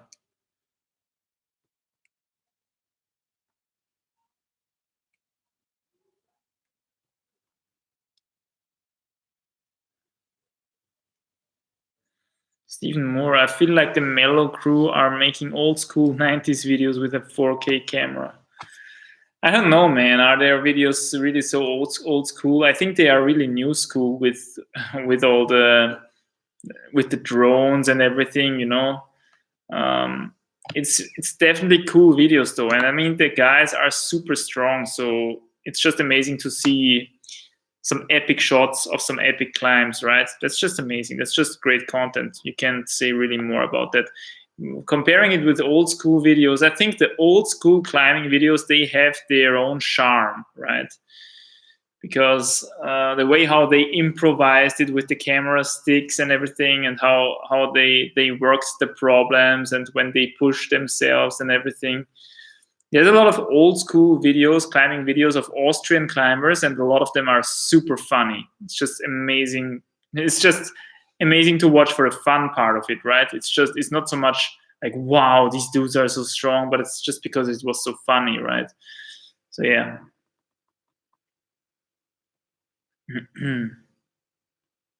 So much stuff here. Unknown bowler, hey dude, there are plenty of cracks in Romania, such as Baile, Herculane, over 1,000 routes, wow, Picas and Sugau gorges in northern Romania, and a lot of cracks in Transylvania. Ooh, it sounds interesting, huh? Mm-hmm. Maybe we can go to Transylvania once. Trip. Yes, we can meet Graf Dracula then in Transylvania. Mm-hmm.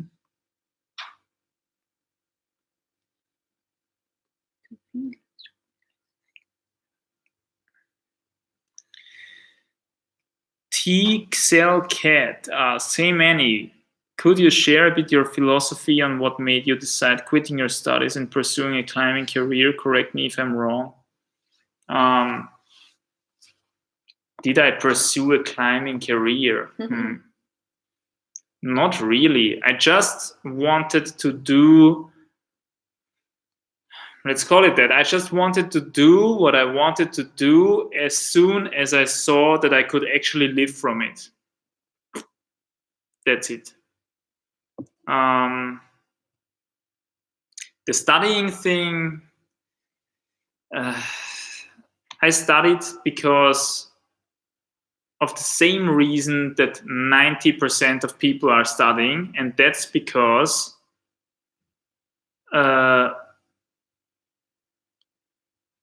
they don't really know what else to do, right? They don't really know what else to do. They still haven't found their real passion. They still have not really their perfect occupation, okay? So why not just get more education, right? Why not just invest some more time in more education and hope that during that time, the final enlightenment will fall onto you and you will all of a sudden know what you want to do the rest of your life, right? That's why a lot of people study, because they don't really have anything else to do that they really want to pursue. As long as I did not have that, I studied. As soon as I found it, I wanted to pursue it. And what it was essentially, it was not really the climbing thing. I mean, the climbing thing is awesome, and I wanted to have it as part of my life, definitely. But I wanted to make videos. I wanted to share my story and all that kind of stuff that you want to do if you do this YouTube thing, right? And as soon as I realized, oh wait, I can actually do a very low budget lifestyle. This is what I want to do anyway, because I realized that all the greed with profit and then in a world where any idiot becoming a millionaire is not really admirable anymore, right? Does that make sense? Does that make sense? So, yeah, I want to chase the things that are really valuable in life. Okay, and that is health, for example. It's really, really valuable. Having family, meeting cool people. These are really, really valuable things. Also being capable of doing stuff. Okay, being capable of doing stuff like climbing a really hard route, that is also really, really valuable, although it has nothing to do with health, which I have discussed before. But it's also cool to be able to do that, right? It's much cooler than being able to sit in some kind of office in front of the computer and type some numbers into a freaking computer, right? That's just not amazing. It's just not amazing. It's not fun. And we are here to have fun, okay? Having fun is a crucial part of life, and is the number one thing that is being dwelled on by this capitalistic, globalistic world that we live in today, okay? As soon as I found an opportunity to reject that, I essentially did. And that also means studying, by the way. That also means studying. Studying at the beginning, usually, I studied biology, which I'm super glad about, because it was definitely for me the number one right study to do. The first 3-4 years were amazing when I did my bachelor's, because it was super interesting, and I had the feeling that a lot of truth was taught during this time.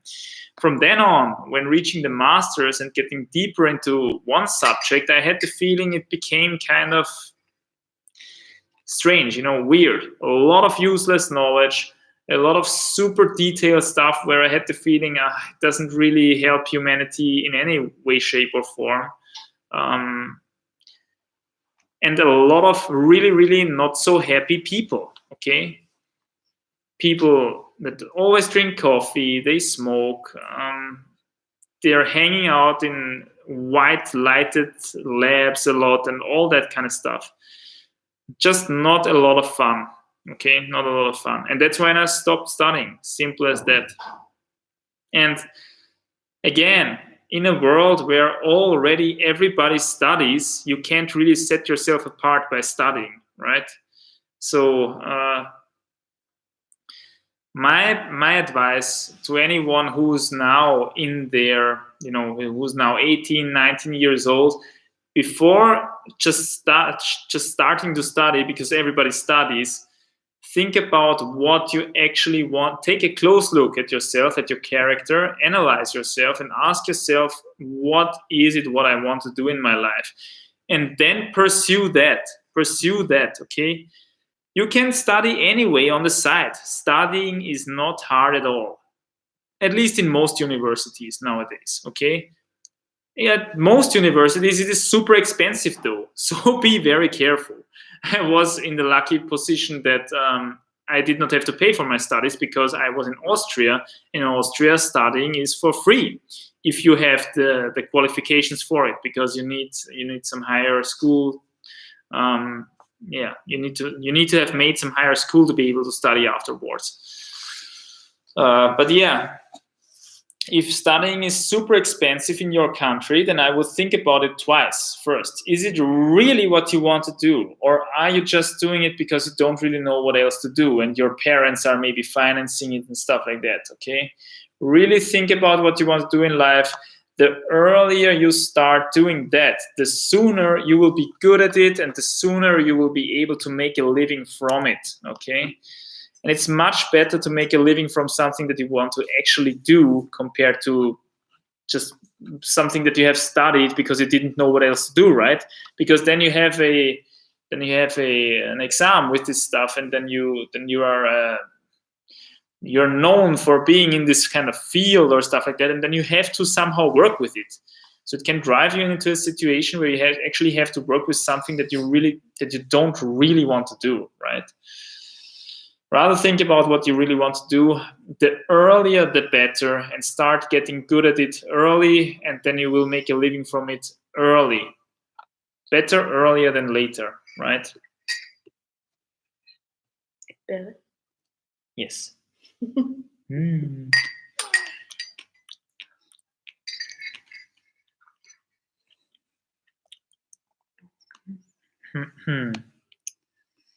George Tarana, about the creatine. One could use it to get stronger and then cut it and project with the newly gained strength. Example, creatine for 4 to 8 weeks, climb hard, train, cut it, reduce weight and project.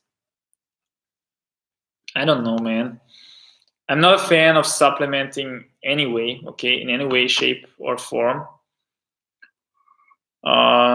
But yeah,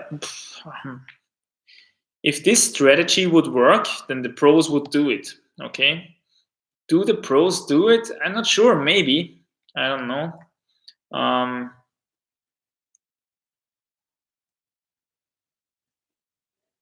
The question is, when you cut it again, the creatine, you will also lose strength, right?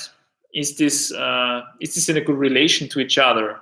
Losing weight, but also losing strength with creatine. Does it really draw as much water into your body as, for example, carbohydrates do? How much carbohydrates are you eating? There's so many factors. Yeah, I don't know. It is my principle to stay away from supplementation like that, so I won't really try it. Yeah, I work with natural stuff. I try to figure out the natural ways to get my body to 100%. TXL Cat. I'm in a similar boat, but not nearly as good as you, so I would not look for a climbing job, but instead some not as demanding job as of now.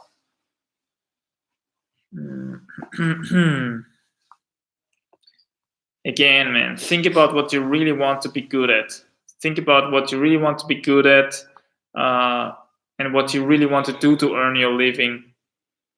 And then focus on that as early as possible. I can't really give you another advice on this kind of subject.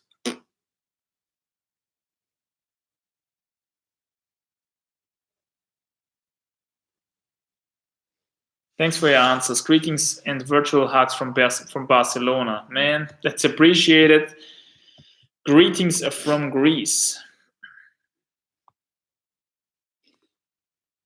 Manny, I feel this overloaded stress in my left forearm and one finger. It does not hurt, and I can easily stay in the pain-free zone, as you said in a video on injury. That's good.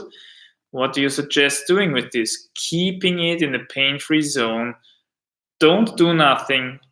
Keep on climbing. Keep on massaging it. Keep on using it, okay? Keep the blood flow going. Keep it warm. And this way you will heal it over time in the pain-free zone. Don't do nothing and don't push it over the pain-free zone as well. Okay, just keep it in the pain-free zone and keep it active, and it will go away and it will be stronger afterwards.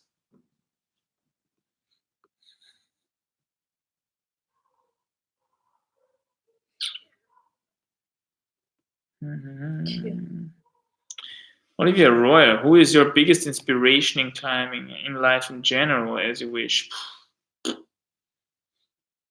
I don't really have that one role model, I think. When it comes to climbing, Adam Ondra is, of course, a really, really nice inspiration because he climbs a lot with the head, and I admire that a lot. The on-sites that he did, I've checked out the routes, some of his routes that he on-sited. It's just crazy. It's just absolutely crazy that a human being can do something like this, okay? The amount of mental clarity and being able to read a route like that and stuff like this is just amazing. So yeah, in terms of climbing, Adam is just a huge inspiration, of course. Just because he does not do everything with raw power, I have the feeling, but also a lot with his head. And in general, I don't really have a role model as like that. I can't think someone. Have you ever climbed in Poland? No. Is there a lot of stuff in Poland? Outdoor stuff? Tell me. Okay, we made it to the bottom of the chat. So now I will scroll up and search for a couple of more questions maybe. And then we are already over 2 hours again as well. And my vocal cords are already starting to give in. So maybe it's bedtime soon, my friends. We've talked about optimizing recovery before. That means early bed, early morning. So that's what we're gonna do.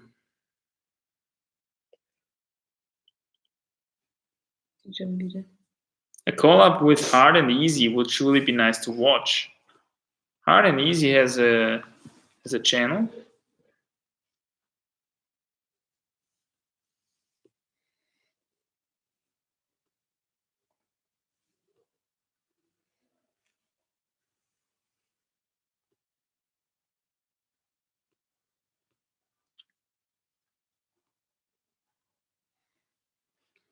If you're ever in New York City, come climb in Central Park. We have some great bouldering areas in the city as well. The guns for ropes. Okay, cool. Boulder Bros. Boulder Bros. Okay.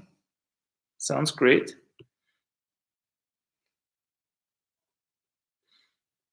Please, bro, give a hello for my friend Pedrano. See you. Hello.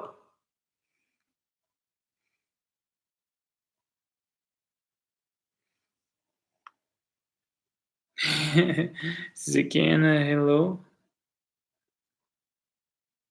Lucas Cibordi says, hey man, please give a hello for my best friend. Her name is Deide Costa. She's your fan.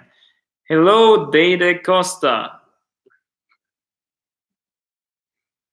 Not Gesundheit. Say Hachi, mein Schatzi. That's a good one.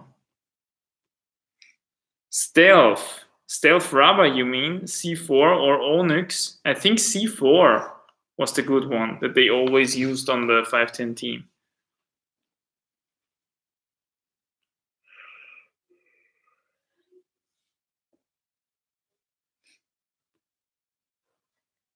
Stefan Warsten says, in your previous videos you talk a lot about your weight, fasting, diet, etc. Do you still weigh yourself regularly, or do you don't care as much, focus more on feeling good and feeling strong? If I have access to my scale, I still weigh myself relatively regularly. That means every second day or so. Weight is one of the number one predictors for outdoor climbing performance, and as such, I have to weigh it regularly because I want to know if I'm at the crack why I'm sucking today or why I'm super strong today, right? So, in other words, if you're on the scale in the morning and you're super heavy, and you then go on your project outdoors, it's not such big of a deal if you suck badly on your project, right? Because you know you're just heavy today. You can't really do anything about it. On the other hand, if you're super light, it already is motivating because you see, oh damn, today is a light day. Today I should give everything I goddamn have because it should be good. I should be in good conditioning, right? So that's why I still weigh myself regularly. Yeah, with regards to diet, I'm definitely a lot heavier than I was back then in my plant-based days. That's for sure. But yeah, I'm also stronger, I have the feeling. So yeah.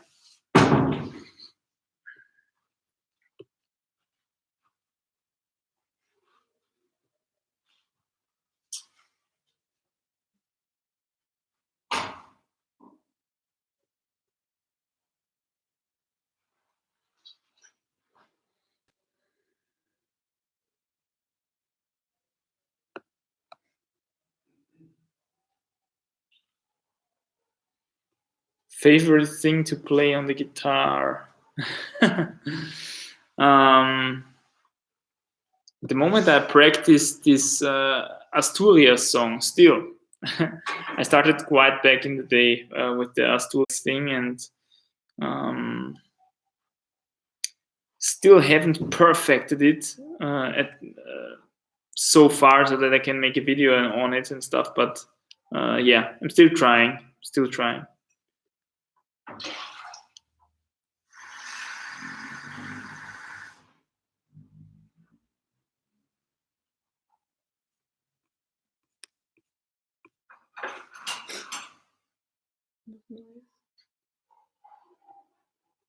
Der Roland Bommer ist im Chat. Servus Roland. Servus Manuel. Sorry, hab's nicht früher geschafft. Kein Problem, Roland. Servus. Servus aus Griechenland.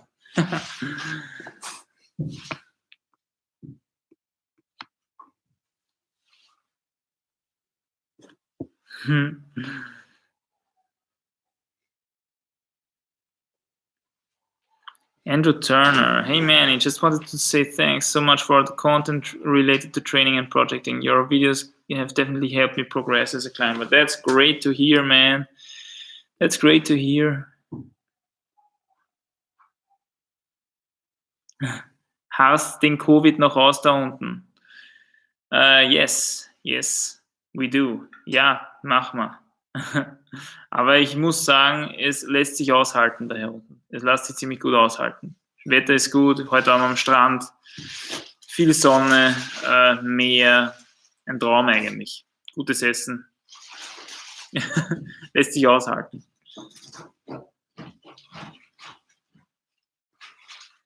Tom Jan, hey Manny, what is your nutrition at the moment?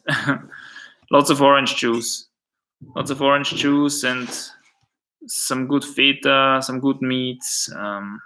Yeah, lots of good stuff.